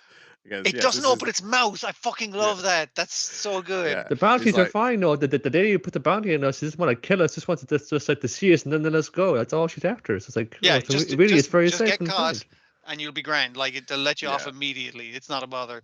Well, I Yeah, wish we no. could say that until you comes in and put a bunch Well, of no, fun. Oh, before that, the last surviving Japanese wolf shows up. oh yeah. It's currently munching on meat and the bone. It does not move its position at all. It's a very cute wolf. So yeah. Yes. In comes the Tekura Dake troop. It's just like, none of you even in danger. What are you doing here? Yeah, Mimideko is kind of like, well, I'm not an endangered species or anything. I'm a strange. I'm a rare. what's it? He describes I'm a himself as rare thing, not an endangered species. Yeah. Yeah. It's a different problem. But obviously the players are just like, you're just like a monk. Well, one of them's a phoenix, but like you're just regular fucking animals. Yeah. So that's not a big. You're not a big fucking deal. And it was like, yeah, well, that's not what we're here about. We're here to see what's up with this guy. And they brought something with them. He looks like it's not quite like the IKEA man drawings, but it's because it's got a tail. But he looks Yeah. like it looks like something which would be in a set of instructions. And Yeah. and they're all horrified by him, and they go, "Okay, everyone's fine except for that guy." He's not safe here. You need to leave Fuck the him in city. particular. Yeah. Great bit. Yeah. Yes, because it's just like a bit too human. Uh, it's just like Yeah. enough. It's just enough human to make it really weird, even when we just had a whole load of really weird animals behaving weirdly, talking to each other. What's Yeah. in that sewer water? Yeah, that one really delighted me. It's just the moment they started talking, I was like, okay, this is great. Also, we know Miminako's fine when it's at the antique shop because just sits next to the antique shop owner on that little velvet cushion. It's just trying to, because I don't think we knew. Did we know that it was the rich girl trying to hunt it down? No, before? No, but she's the No. one who always put bounties on people. Yes. So she's putting it bans must on have been people, her so it does logically. make sense that she was. She'd be the most likely person. Yeah. The cat didn't do anything besides steal a pendant accidentally, but like that's not a bounty. Yes, because I think offense, the Tsukinoku being turned into the police is the same episode as the bounties on Nice Man. Yeah, so I think it all does all tie together nicely. Then a surprising shogi where it's a commentary on a shogi match where the pieces and the rules are very bizarre. I think what makes it like I said to you before, Brian, I was like, I've seen this kind of joke before where it's just like we're going to take the very serious, we're going to take a game that you know and just completely futs it up, but behave as if it's perfectly normal. The commentators are really good in this. It's how it's televised. Like I do snooker a lot at work and all. The play-by-play. You really have to do up to it and just have it kind of with this now. It's very kind of calm and a bit fun saying, like, so he advances his pawn, and black player, he like, he's using his car already for one thing. Like, on white player response, he's like, that's right, he's like, he's twisted his bishop, and putting the point now is now a twisted bishop. He's putting that in the right direction. A very bold move from the challenger here. It's like, we're gonna see how this one plays how out. flat they do the jokes of like, oh, he's playing his pit of wheat gluten, and he's playing his car. Oh, the car has eaten the wheat gluten and becoming a wheel, and it was just like, feeling like that's the most. Oh, that's a classic fucking move. And the extra touch measuring is the heart rates as well. Also, them having the display board of the moves behind them, like they do in And these putting the shogi, pieces. and then having the Yeah. same pieces available to them to put on. And then also an illustrative one to say this normal piece of food you'd put in would not fill that space, but a fried tempura prawn does. Fits it exactly, like it's a perfect block. It's like every move to Farrell wasn't praying for this moment. He's like, he just like planned it out like to the letter. It's like, oh, it's amazing fun. I expect the stuff from the veteran here, of course. Yeah, I mean, you kind of like they keep checking in on their heart rates, and it's like the lower down guy, he's like his heart rate's fucking going like all over. He's Shit. very calm, so maybe you can see a way out of this jam. Actually, he's holding his composure very, very well. Let's see what he does next. It's stupid and fun. Yeah, it's great. Yeah, because it's a single joke setup, and it's just multiple variations on that joke. Very good. As you say, we've had it once already this year in the anime stuff with the mahjong. The mahjong, yeah. Of Gangbank and Fiore, when the 4 people who don't know the rules. Wow, this is some kind of bird. I guess I'll discard it. Then a boring afternoon, Mambo number 5, in which they're trying to make a looping YouTube video, which I'll set to Mambo number 5. Initially, it's just the cat punching her in the face from one of the prior episodes. Yes, and I just like, we'll put this on falling loop. at his door. We'll put that on a loop to Mambo number 5, and it'll come out in the wash. Just It'll be keep grand. doing like repeated motions like that, I'm not sure. No, the Mambo number 5 will make it. Just wait. Once you see it all edited together, it'll all become clear. Just you wait. The solution to every problem, every video, every idea is to put Mambo number 5 onto it. And they spend so much time, and then you see the actual video, and it's shit. It's so shit. It's just like the loops aren't there. Very obviously got one cuts off. There's like you spent like 20 seconds on your phone putting this together. That was it. Job done, says here. Let the views roll in. That's why you have less viewers than Nagamo's channel. Somehow.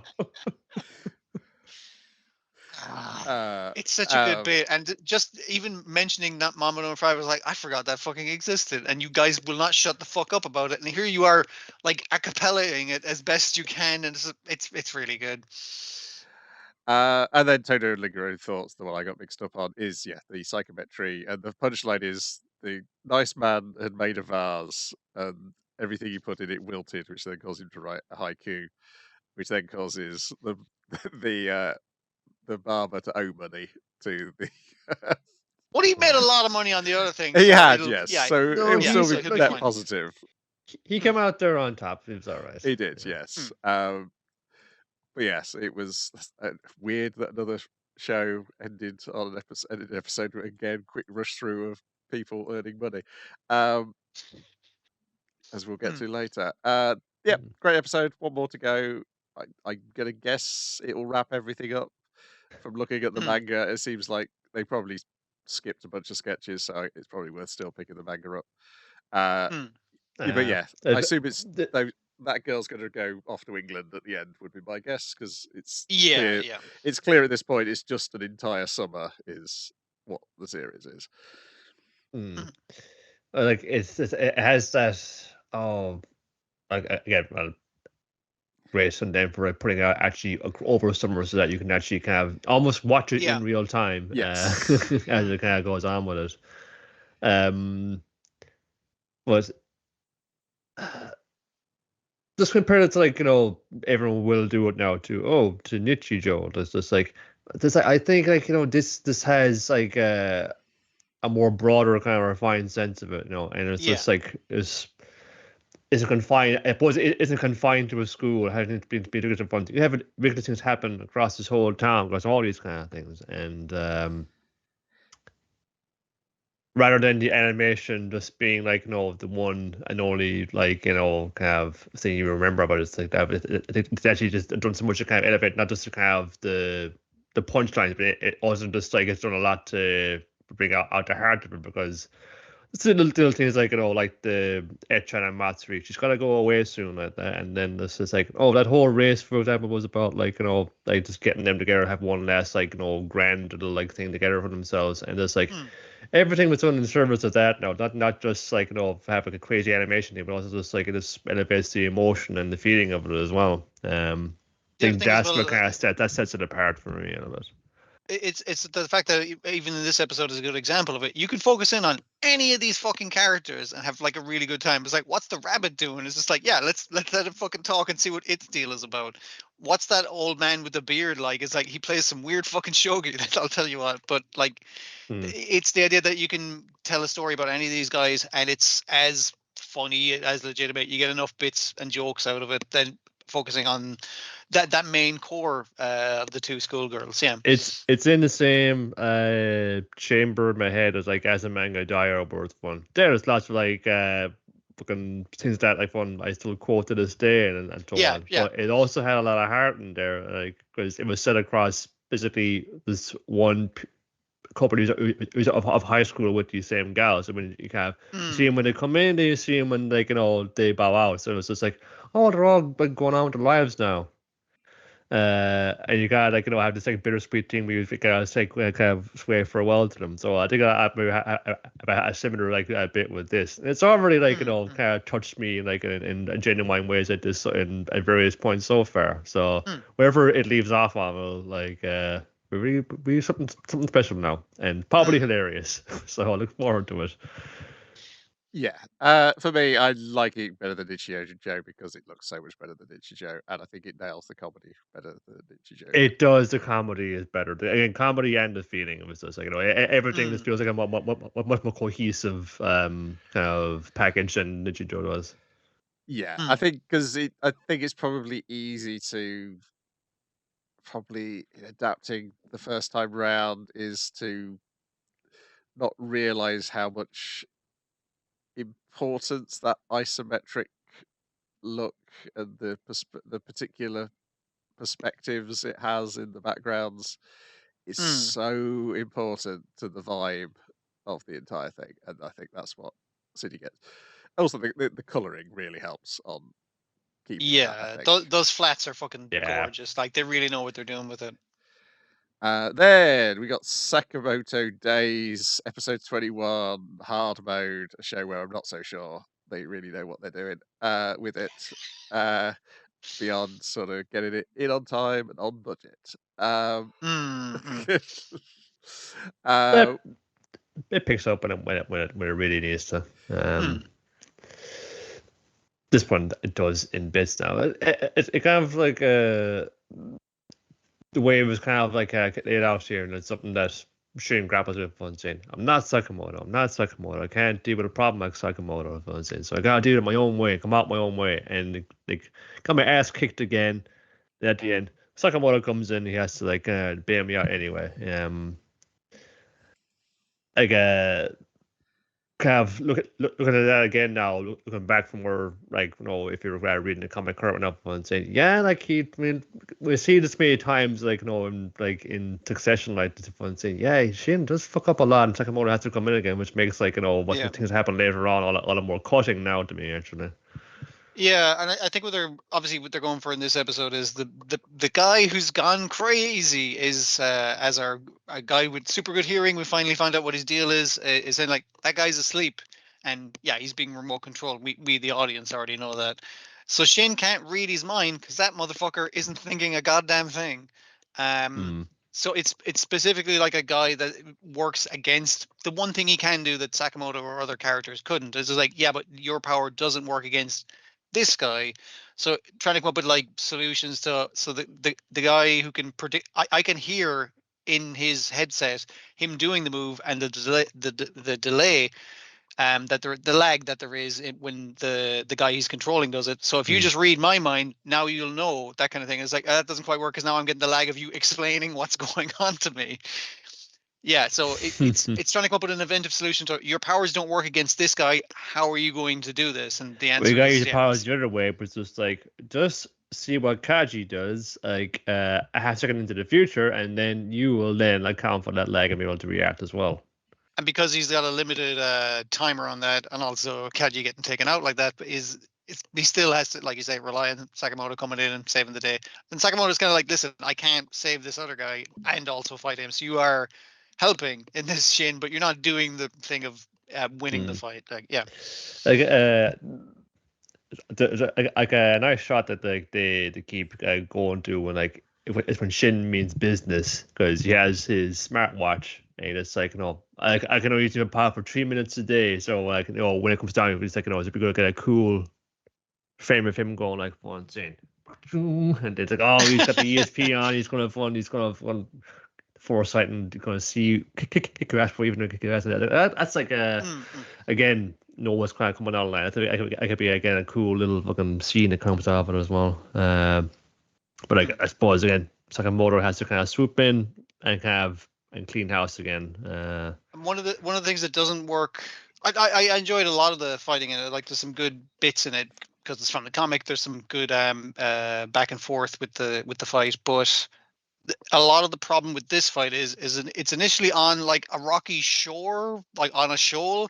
Then they fall into a cave, and then it's a fight in a cave, and it's just like it's not very interesting. Sakamoto comes in, punches a hole in the wall. Now it's in a raging river, and I was like, now it's fucking. See, this is the shit I'm here for, where the setting is as important as the fight, as well as just guys who are good at fighting. Yeah. Yeah, I was even like between all the other like battles that have broken out over the course of this kind of thing. Fun saying, man, fun like the cliffs and things just like come off a lot nothing right here, and then there's a lot of like craters in the ground, and then like Kaji goes, we're in like a limestone rock area. Fun saying, oh, of course, it's a very porous rock area. I think someone said it. Yeah. That's kind of funny a lot now. As I wanted like while like Gaku on the other end of the VR line isn't feeling any of the pain, like the body he's piloting is still getting really fucked up. So it will break eventually. Yeah, they try and use environment like in a way that works okay because he's in a limited environment in that he's in that warehouse. So when you push him up against the wall, he can't go any further right. Once his right is all the way against the wall until he punches through the wall and fucking fuck your limitations. But I did like some of the nice VR thing where you've what's the deer head guy? It's like Kirishima. Kashima. It's Kashima. Kashima's like, what the fuck are you doing, dude? And it's like, I'm fucking swimming, and he's just on his back, just flailing around because it looks like dumb shit in VR when you're on just watching the person with the headset. That was like that. There's some funny bits there, and there's some good action as well. But yeah, overall, it's not the best fighting that we've gotten in it. Oh, it's fine. It's better. It's better than some other things to do on their best days. So still. Detectives these days are crazy. Episode 12. Nagumo dons the Hayaori, producing Nagumo Detective Agency, and Nagumo Detective Agency shuts down. So it is all about, can we earn enough yen to prevent the agency being shut down? Anime being cancelled. Oh, yes. Yeah, that too. But like cutting between this, like at 0 hours, and of him begging the landlord, we just see silent him begging the landlord, like, please don't fucking kick us out, and then it like rewinds the clock. Initially, like the first part's like 24 hours, then like 12 hours, then like 6 hours. So each part is like, oh, we got less and less time to do this fucking thing. I'm glad it just fades to black just as he's going in to lick the landlord's shoes. It's like, oh, okay, yeah. You've been demeaned enough. You don't need to show that. So the first part is, well, we'll enter this wipeout style contest with obstacle course. Don't fall in the water. That's the rules. Whoops a daisy. I'm so used to using Nagumo's name, I've accidentally signed him up for it instead. So how are we going to get around this? Well, I'll hide myself inside his jacket. It's like a reverse children in a trench coat to be an adult kind of situation. He's Yes. got a huge lump on his back where it's her arms coming out the sleeves, and she's like her legs are crossed around him, so he has to use his own legs. But don't worry, she can use her arms for most of the challenges, so it'll be fine. Yeah, and it goes perfectly fine until the very last bit, when the optical illusion is created that he is split in half as he's shot across the line. So he's about to hit the winning button when a producer's hand comes down on his shoulder and says, "Can we speak to you backstage?" Yeah, that didn't work. Nobody achieved there. Then they noticed that Asanaru had left a plush doll of himself in the office, and Nezu's like, "Okay, well, I'm from former Yakuza. I know got plenty of contacts. I can earn us some money by producing the agency. We'll do I did like their thing of like legitimate contacts or like criminal. Like I was like, what's going on here? Got 3 ideas. We'll make boob mouse pads." To which Nagumo is like, "What are boob mouse pads?" And then repeatedly says that for about the next minute. He's like, hey, what a boob mouse pads? Even the cat eventually gets subtitled into saying, "It's like just Google it, man. Yes. Just look it up." Boob mouse pad. We'll make Cerberus the cat into a local mascot for the company, and then we'll write a song which will attract people to. If you have a theme tune, boob mats that you can buy, and a cute cat that everyone will be adorable, that's win. That's a perfect win. I do like it because it carries on the joke that we've got to convince Mashiro to be the model for the boob mats, but at the same time, we're going to make absolutely clear we do not find Mashiro sexy. And then she manages to, she then manages to make herself even less sexy than the men in the show find her. Which is, I knew somehow it was going to be upside down, but I did not expect her to stick her face in a photocopier. Didn't even get the arse, you know. We knew a photocopy was involved. Maybe the arse is going to be in like instead, but no, we don't even get that, you know. Nope. No. So it's what are these malignant tumors? Also, she's pulling a horrified face as well. I mean, like it's in a photocopier. You can't get a good picture of you in a photocopier. Yes. So the cat does not take well to the costume and hates everybody. So that doesn't work. And we got a song. We could get a song. I know how to play, but I can't write for shit. I got the poetic soul that Mashiro has. You leave that to me. We'll be a dream team. We'll get an anthem for a thing. It's just like a very morbid, macabre. Not really singing about being a detective agency. Not in tune most of the time. Not very good. No, I was going to say, to be fair, the tune is already morose even before she's written the morose lyrics to it. So it was. I don't think it was savable anyway. The shot of random 2 women walking home is like, is that music? Do you hear music playing? It's like, what's that? And then you see her as an idol with a cat in a trench coat and glasses in a box and those horrific mouse pads just around the background. Also, the cat coughs up a fur ball that is basically a ball of wool that's been wrapped up. The size of itself. Yes. Because apparently that was his only skill, is coughing up fur balls. So yes, that failed. The third part is Asanaru and Maki-chan ask their help to uncover corruption in the Tokyo Metropolitan Police Department. The deputy superintendent is running with a crime boss, so we need to follow the crime boss and catch him passing off the list to superintendent. He's one of the biggest crime guys in Asia, so presumably he's coming from like the continent or something like that. He's coming from somewhere else. So they got to tail him, but unfortunately he's gone into a maid cafe. Mashiro's like, don't worry, I used to work here. I'm in with the manager. We'll dress as maids, and that way we can see what crimes he's up to. But that mostly causes her to do special beam cannons through people's food and hearts. Yeah, it's like... Sorry, Dan already took the Moi spirit cannon, so you got to take a different Dragon Ball move when you're doing your one. Yes. I still enjoy it. It doesn't quite match up the same way though. Possibly this did it first. Depends when I that think it chapter of did, the you manga. see, yeah. I don't know Yeah, why they I didn't wouldn't be like surprised if just someone arrive came up at with the that joke first. naturally. Like it's the exact same arm position. I don't know. Yeah. They say I imagine the authors of fun saying, "Stupid! It was just so obvious." My favorite bit of this part is them going because he stays so long, and he did have an awful lot of points to spend. Yeah, he This had a crime lot of boss had apparently accumulated loads he's of been points. here before. He seems to be a regular. Like that's odd. Um, So they follow him to SeaWorld and they try and get the the cheapest tickets available, the student discount and the Yakuza discount respectively. And they're just like, Yes. I'll pay for you guys, don't fucking worry. I'm trying to save your detective agency. You're They good. get distracted by a sea otter, and then they find them.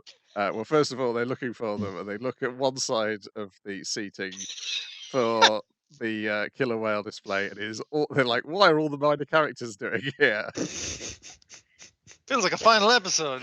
Yes. Yeah. And then they And look the other slightly, seating is slight just to the the crime left. boss and Slightly. the police chief or whatever. Yeah. So yeah, Mashiro's going to go beat them up straight away because they're passing off an envelope. But those three all get hit by water being splashed by the whale. I think they say hydro pump specifically, and it does look like the Yes. Pokemon move. The more the whale does it throughout the episode, Yes. but yeah. Then they grab the pair of them in headlocks, but they can't find the envelope. And then they see the whale spinning something white on its nose. And Mashiro's like, finally, I always wanted to fight one of these. And then she's charging in to fight them. And then Maki-chan goes, oh no, it was in his pocket after all. Which is fair enough, because Mashiro does get her ass kicked by the whale. It's pretty big. Another hydroblast again. And it turns out the only thing they were passing off was a photo of one of the maids from the maid cafe because the superintendent was too embarrassed to go in the maid cafe himself. I did like the joke of, like, we thought you were a crime boss. It's like, no, I am a crime boss, but I'm just doing him a solid I'm not right today. Now. I'm just a regular tourist today. It's like, what a misunderstanding. No money fucking earned, obviously, again. But don't worry, because apparently they've gone viral and the merchandise and the cats worked. And so they've got loads of cases. Yay. Here's all the We need to stuff from the speed run a comic bunch that of we won't cases. get to animate now. Yes. Yeah. They managed to, in the last couple of hours, they managed to speed run all these cases in order to finally pay the bill and not presumably get cancelled. I mean, kicked out of the detective agency. Yeah. Yeah. Fun old time. Nice. Maybe light, they didn't silly stuff. expect a huge run. Let's go. It's going to be our best shot. Let's give it our best shot. Yeah. I think they did. They gave us all killer, no filler there. It was all pretty good. Mm-hmm. I also appreciate that the opening to this episode was just a montage of all the best stupid faces, Yes! end to end. The stupid faces and all the title cards, which, because it's like title cards are a lost art, man. It's nice to see. There we got Hail Teacher Nube, episode 12, Spirit Beast versus Spirit Fish. That sounds less exciting than it is, I guess. Yeah. Who wins? I don't know. The fish, who is not the main character, does not win. Would you believe? Oh, you didn't watch this one, did you know? Time gets away from you. All right. Do you watch this, Brian? I didn't, so we can go ahead and skip it. The fish keeps squirting from its groin, man. I don't like it. I'll tell you that much. No.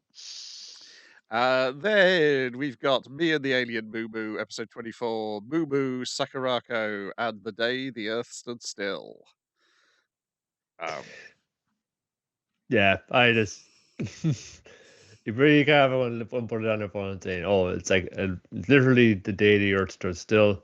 Because it's also coming here and warning us that our technology is going to destroy us, and I'm the only one who can, like, no, I got to destroy you before you have a chance to destroy yourselves. But we literally have to make the Earth stand still to avert this catastrophe. As you keep saying, it's like, I'm going to destroy everyone while they're sleeping so they don't fucking know. I'm doing it in the least cruel way possible. I'm doing you a favor. Technology, we fought over technology and scientific advancement and destroyed our whole world. So I'm here to destroy your planet before you get to that stage in your sleep. So you're welcome, by the way. Yeah, and I did like the cats kind of figuring out that it's just like, ah, your friends have left you. What are you going to do now? I was like, well, I'm going to pretend to fight you while the other two cats find out where you're projecting from and just like stab every single one of those projectors, which it turns out is a lot in the end. But yeah, Yes. Yeah, he's essentially the Krypton version of Brainiac from Superman the Animated Series. Yeah. Yeah. But better because he's a cat, and also better because his motivations make slightly more sense than Krypton Brainiac does. Um, Hmm. and He's also 'cause- obfuscating them a little bit, but like Yes. he's claiming to be the evil alien, and he's actually not being an evil alien. He's trying to like it was like it's nearly like the test of are you worthy to fucking not get wiped out is more the test. Yeah. Yes. And also specifically, I think testing Mumu, though there's less of that Yes. discussed here, though. I The guess general Mumu's- humanity, but also specifically Mumu. Yeah. Because Mumu is Mumu's- the last remaining thing of the doctor that it's based on. Yes. Yeah. Because we don't get that fully described. I assume that's later in the story because this one definitely teases another story and another threat at the very end. And Yeah. boy, that threat is so Ah. enticing. Mm.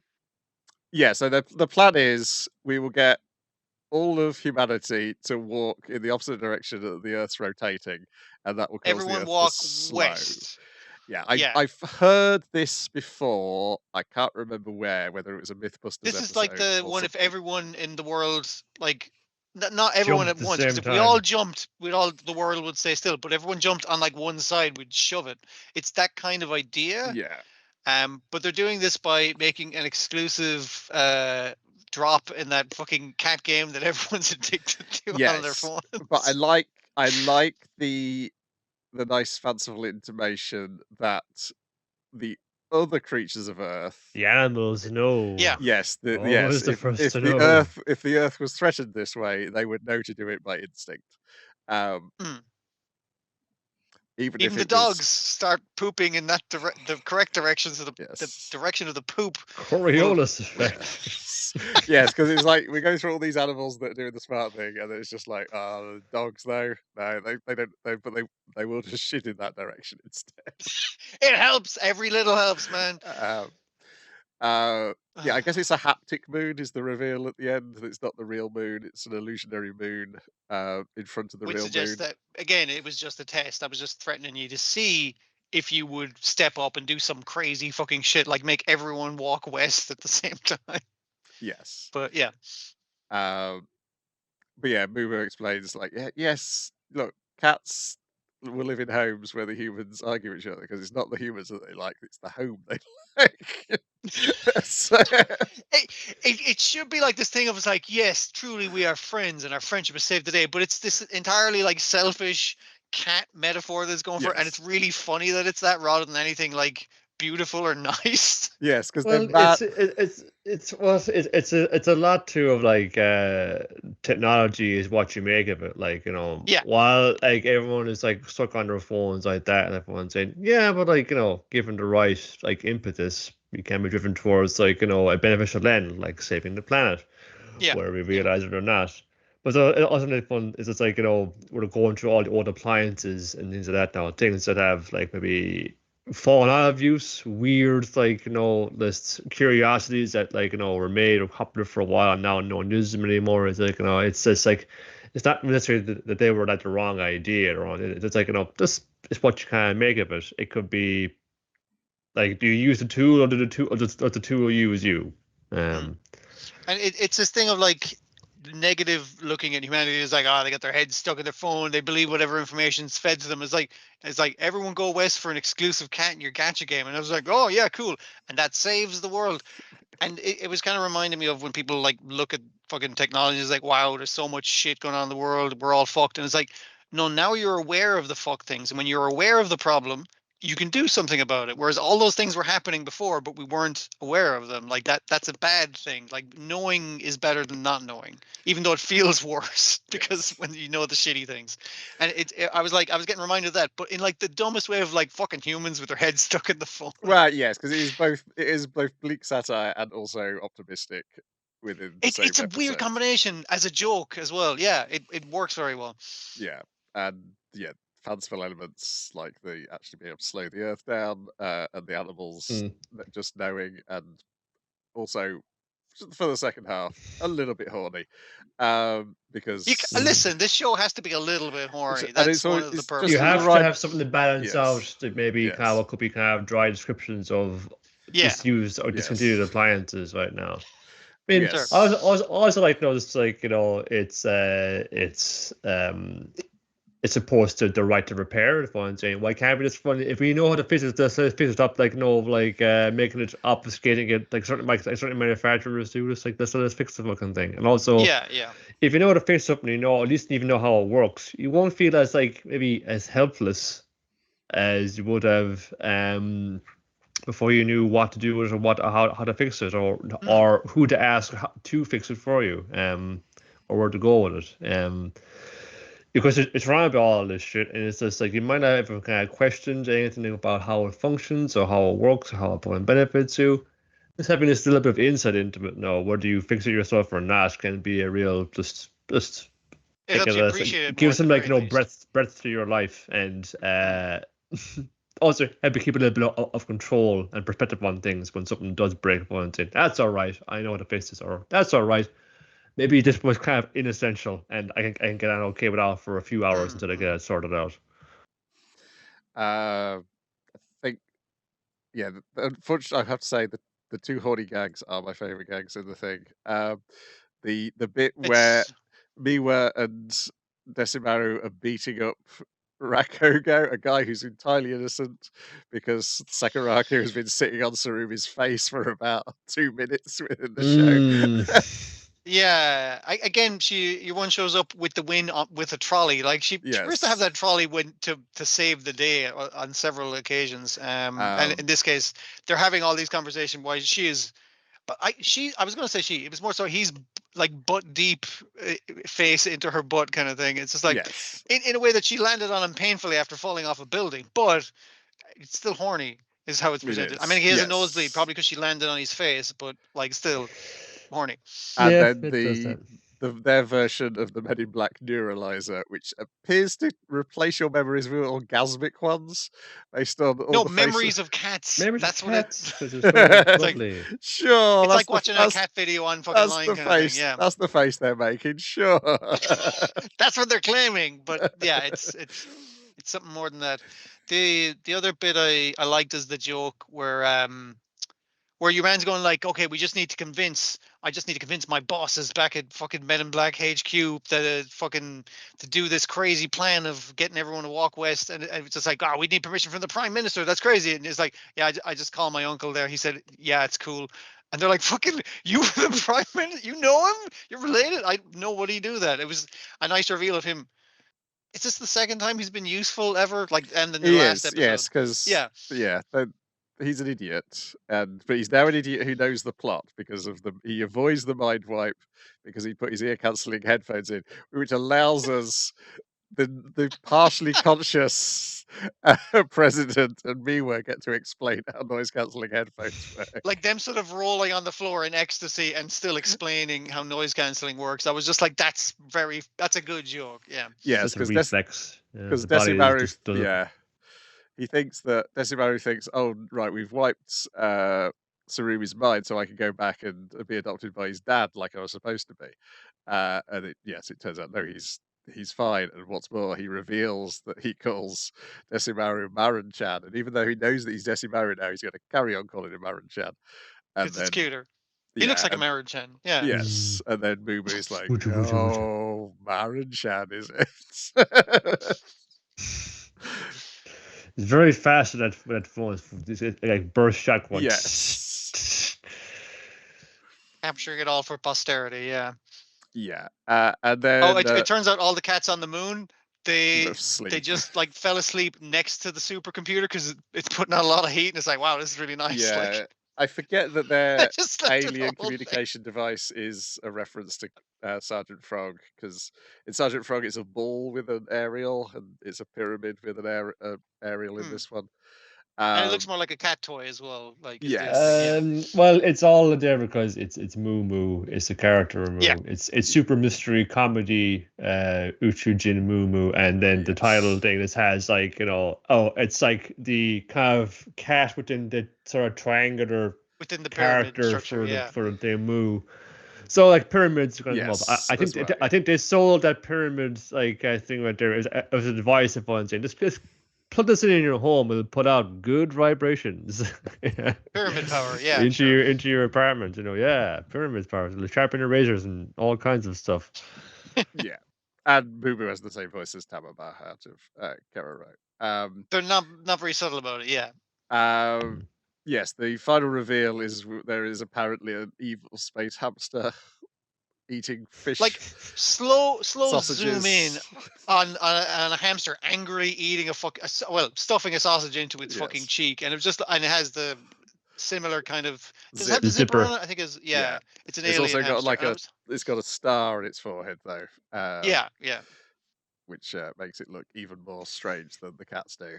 So, and the rest of the characters have been reset to basics except for our other male lead now, who is an idiot. And I was like, well, that an idiot knows the plot is really fucking good. That's a funny joke. And also, this fucking hamster is gonna get her ass. Oh man, that sounds good. Yeah. And it ends as we started with Moo Moo destroying a fresh piece of technology that Sakuraku has bought. Garfield. Yeah. Now she's actually given out more, and you can kind of it's subtle, but you can kind of see her growth where she's like, "Oh, you little fucker!" Like, which is like, yeah, she's grown enough in confidence that she can actually call her cat out for being a little bastard. As he's pulled apart the projector and then is just criticizing of how primitive this projector is compared to the ones they've got. So clearly they know how projectors works. Well, no, they've been the first part of the episode. They were breaking projectors constantly. Course, he's seen the inside of several advanced projectors.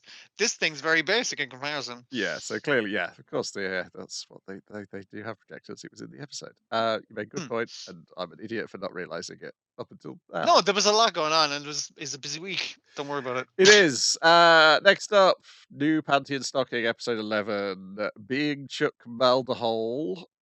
Then Panty Shorts and the Penis of Doom, and then the Plush. So we open with a Being John Malkovich parody of sorts, but it's really just Chuck and Brief climbing through holes. More like body adventure. Yes. I mean, like a lot of Being John Malkovich is people climbing into that hole that goes into John Malkovich, but this is a different situation. Yes, doesn't go into. He doesn't become Chuck. It becomes like more like Eternal Sunshine of the Spotless Mind by the end of like not wanting to lose the good memories they've had together.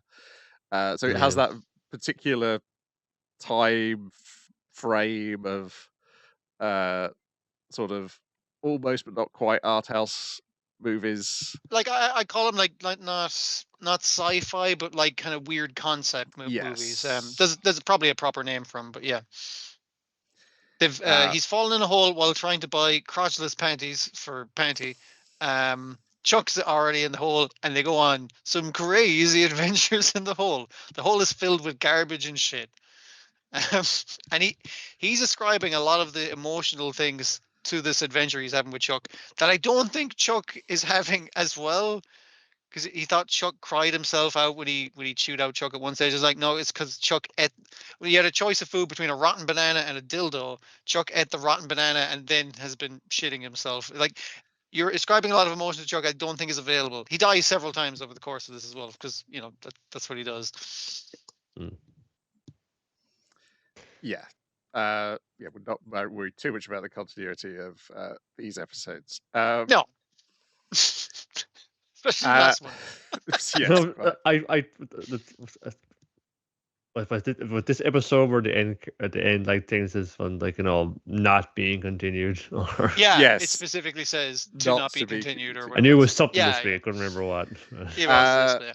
Panty Shorts and the Penis of Doom is a Indiana Jones and Lara Croft parody. Both the sisters addressed as different Lara Crofts. The video game version and then the Angelina Jolie version. Yes. That was pretty good. The other thing I liked is they put in other stuff where Brief turns into the Scorpion King. I was just like, oh, because it's Yes. also like, yeah. The In a Mummy was temple. also that vibe. Yeah.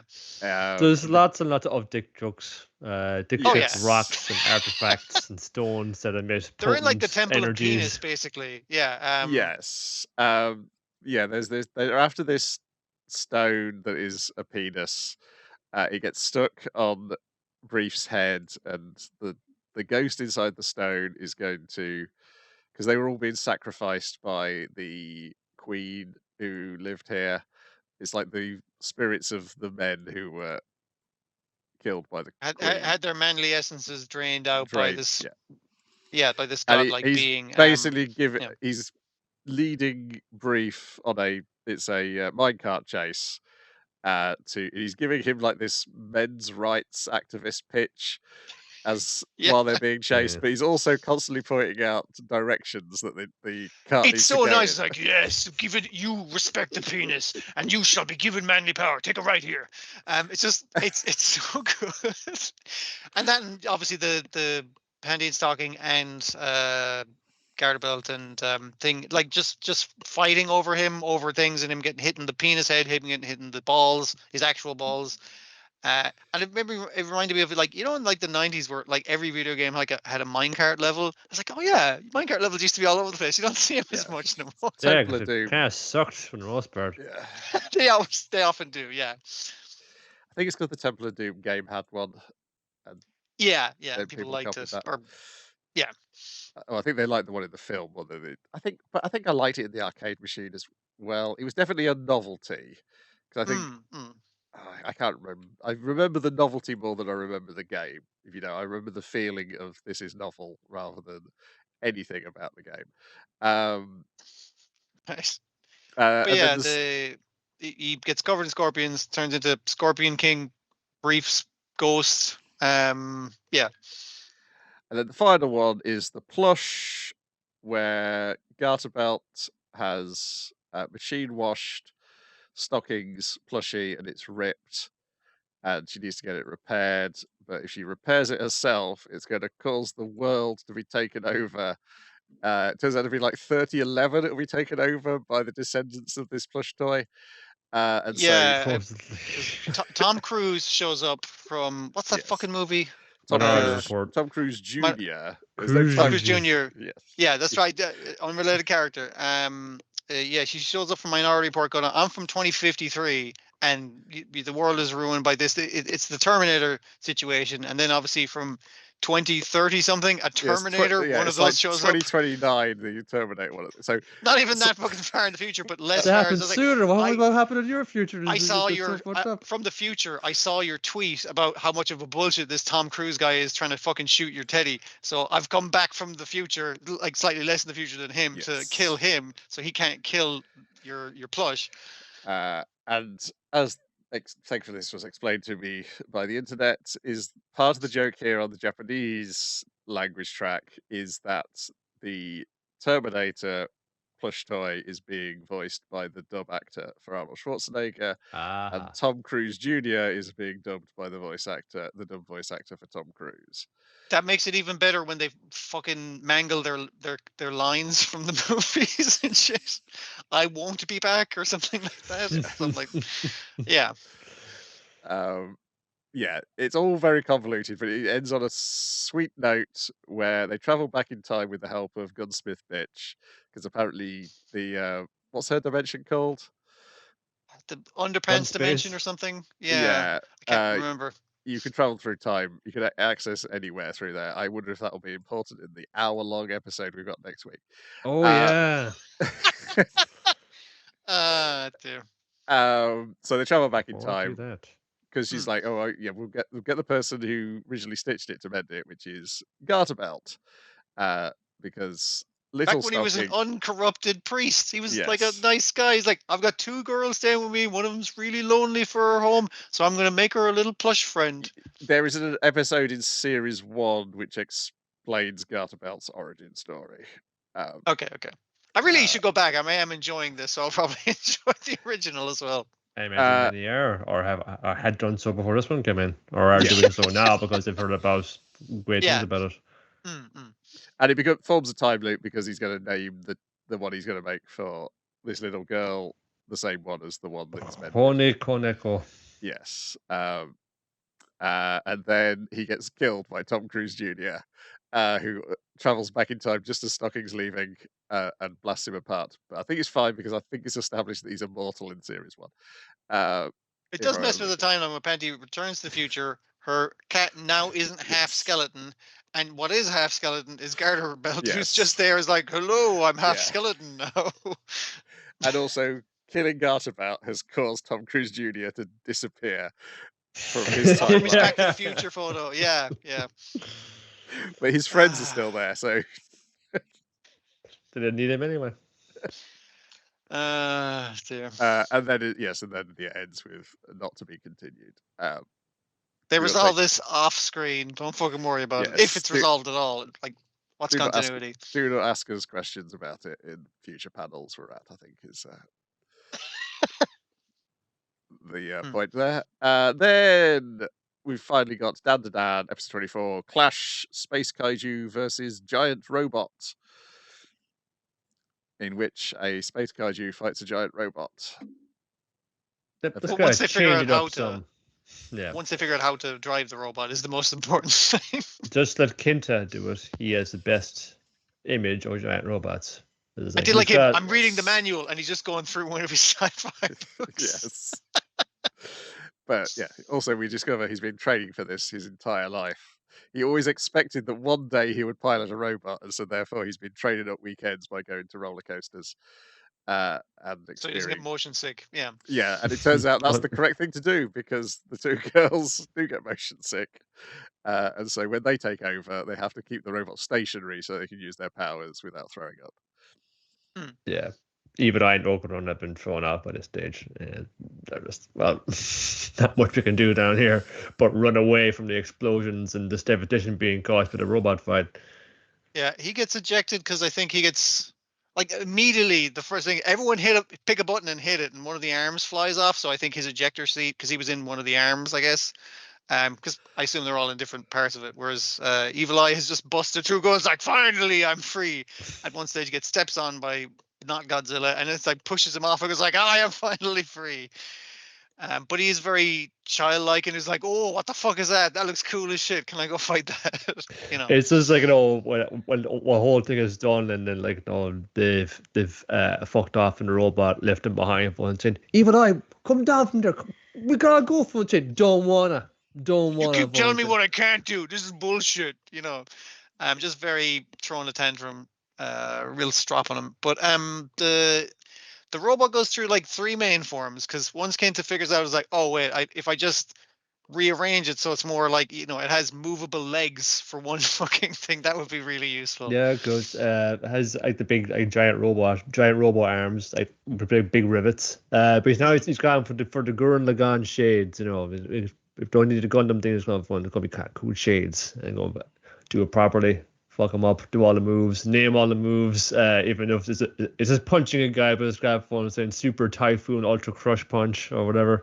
At one point, it loses an arm again, and he just picks up the arm and throws it at it. Rocket It's like rocket punch. punch. It's just like, I guess that's technically a rocket punch, but yeah, it does the nice thing of I guess we saw that in Yaiba as well, where it's trying to show like a giant fight.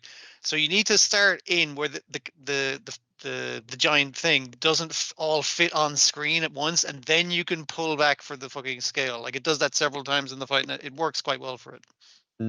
It's a Jailers forms again. It's just like the Ira and Momo get waiting for and saying, "Let us have a go, because you're fucking tossing us every which way here." And then it gets like a giant like red mane of hair. It has like fucking telekinetic arms collecting all of the broken up pieces, and it's got fun new stuff, and it's a different kind of robot. Again, that felt more like Gurren Lagann, where it's just like it's evolving again. The powers it's getting like, more flowing out super of it. robot as it goes on, basically, rather than real robot. Yeah. Yeah, Mm. and it's getting more and more what feels like a proper Science Saru cartoon. Particularly, Yeah. it's almost more like that even after the fight. Particularly like the bit when they get back home after they've flown the house back home by turning it into some sort of weird UFO, sort of part house, part robot, part UFO. And the bit where Momo's running to throw up, that feels like the most Science Arrow-y bit of animation. And she's having to run through rooms that should not be Yes. there, and parts of robot, and yeah, it's great. The other thing I was thinking is again related to the Moo thing, where you have all the people going like, "Cool, the moon's really big," and like taking selfies with it and that kind of thing, and people just following their phones. Everyone, this like when they defeat the kaiju, they like as Momo says, it's like you don't punch a fucking giant thing, you fucking body slammed, or no, you suplex it. Is Power that bomb. It's a personally? power Power bomb is bomb. what it is, yes. That's Yes. the fucking way to get it. So Remember that they 'cause knock out the kaiju. But like everyone in town can still see a giant fucking robot, and there's like, what the fuck, all taking pictures, and there's like, we need to bug the fuck out, and the two lads are left in town because they got ejected from it, so they have to pick up the now normal human scale kaiju, put it on their shoulders, and run the fuck away. And the crowd following them just getting smaller and smaller, as people just go, fuck them, I'm not fucking running after that. Just buckled over, breathless. I like that kind of thing where they're. It's just the idea that they're just. You Well, give they've up both eventually. been in training. They've both been in training. That's true. Both these boys are very good at running. He's gotten turned back because he fed Evil Eye a hot bun. Hot pork bun. The juices just the shoot out of that right in the back of your throat. That'll warm you up. What's that? What brought to the do with suit back. this kaiju? The great Kinta is my department. I can analyze the fun saying, yeah, there's fucking somebody in here. When I look closer, it's got a zipper on this thing, and then it like open up one saying, "Whoa, there's an alien babe inside here. Who knew that?"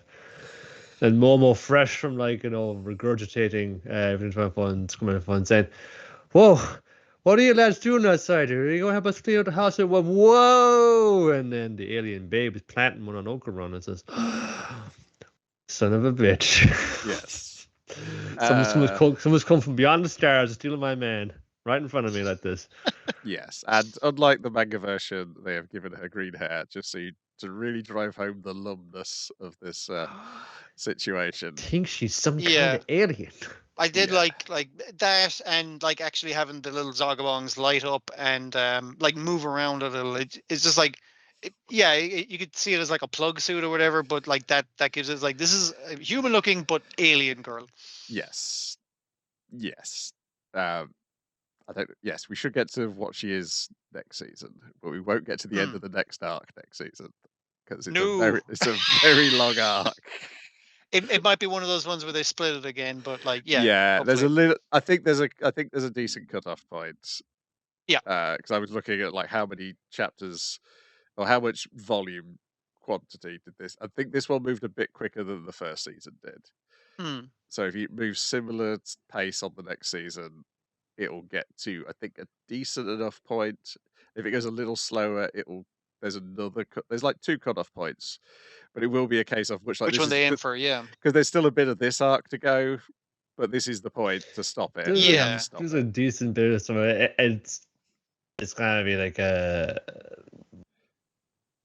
kind of like a nice complement of storytelling. They kind of, these arcs kind of flow into each other almost kind of naturally. It's like, I was like, oh yeah, they really kind of feed into and build upon one another. That is like, oh yeah, I suppose that was kind of, you call that an arc maybe, but kind of, it always feels like it's never really ever stopped. Ever since I picked up reading it, the fun saying, no, it's always something fucking going on with these people. Like it's always something going on. It never ever stops. The last one has never been quite resolved, and we're still dealing with the consequences and fallout from that. Like, it feels like, one, guys, these folks cannot catch a break anytime at all. But it just keeps the one thing moving. Like it never really lags at any time at any point. Because the next arc is the most ambitious arc up until the current arc in the comic. Because it's like the next one's got loads of facets to it. Then there's an arc where it's kind of just one facet again. It's one problem needs to be solved. And then the current arc in the comic is there's a lot of problems and there's a lot of moving parts and there's a lot of people involved. I guess to excite people, I guess the way would be like, up until now, it's been kind of like Monster of the Week. They're dealing with one problem at a time and adding more cast to the thing as they go. Whereas the next thing is just like, we've dealt with like what yokai are. Is like what's the deal with the fucking aliens? Is like we're gonna find out the deal with the Yeah. aliens and stuff with Oh, the next well, things. I do apologize. There's like 2 simple plotline ones before it starts getting super complicated. Yeah, yeah. There's the one with that character, and there's the one with the new character, and then it gets really super complicated as it is now. And then this current one is it's less complicated now, but the latest chapter has definitely made things less complicated. Step But- forward, step back. Yes, but it's not a plot line I tend to like in anything. Hopefully they'll handle it better than most things do. But that's down to Dan. One other thing I watched this week was Dr. Stone, which was the wrap up of this season and the wrap up of Suika's story. So she goes from 11 to 18 in the space of a single episode. At which point I'd forgotten that she's aged like multiple years across the series, but they've never increased her size. In fact, possibly She's had a growth spurt They basically. ain't at this stage, feeding yeah. her right, you know. It's Well, it's a yeah, harsh stone world out there. Yeah, I do like that even when she's an adult, she's still smaller than Yeah, she's still noticeably always going to be smaller than small. Senku. She's had a noticeable growth spurt, but she's like basically she's not going to fit inside that gourd anymore. Is I think the extent of it. Yeah, so it ended with her reviving Senku, and unlike she has fully dressed him before reviving him. So he's unlike the rest of them, she has decency. Yes, like remade his outfit with the E equals MC squared logo on his cape, and then he's like 7 years now. 7 years, pretty fast. And then of course she breaks into tears because this is the first human being she's had to speak back to her in nearly a decade. Yes, Yeah. nearly a decade of being the only human being on Earth. This was the bit I always like thought about her reading that. Yeah, like, in a regular one said she must have gone fucking crazy multiple times in the span in the space of those years. But she's our upbeat Suika. We can't really like linger on those like thoughts too much. No, it's the idea that not only is she like talented and like resourceful and attentive and willing to learn and stuff like that, it's that she's one of the strongest will that could survive such an ordeal.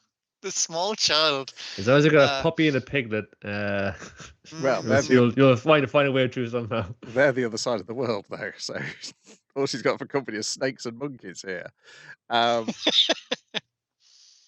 Close second. Yeah, pretty good. They did like a recap video on the YouTube using the song again. Ooh, good stuff. I think they used a different song in this one, or was it in the previous episode? I think they used a different song. I completely missed that the blooming Moo Moo opening, the first Moo Moo opening theme was a image song in Kowloon Generic Romance, episode 4, the original version of it. Yeah.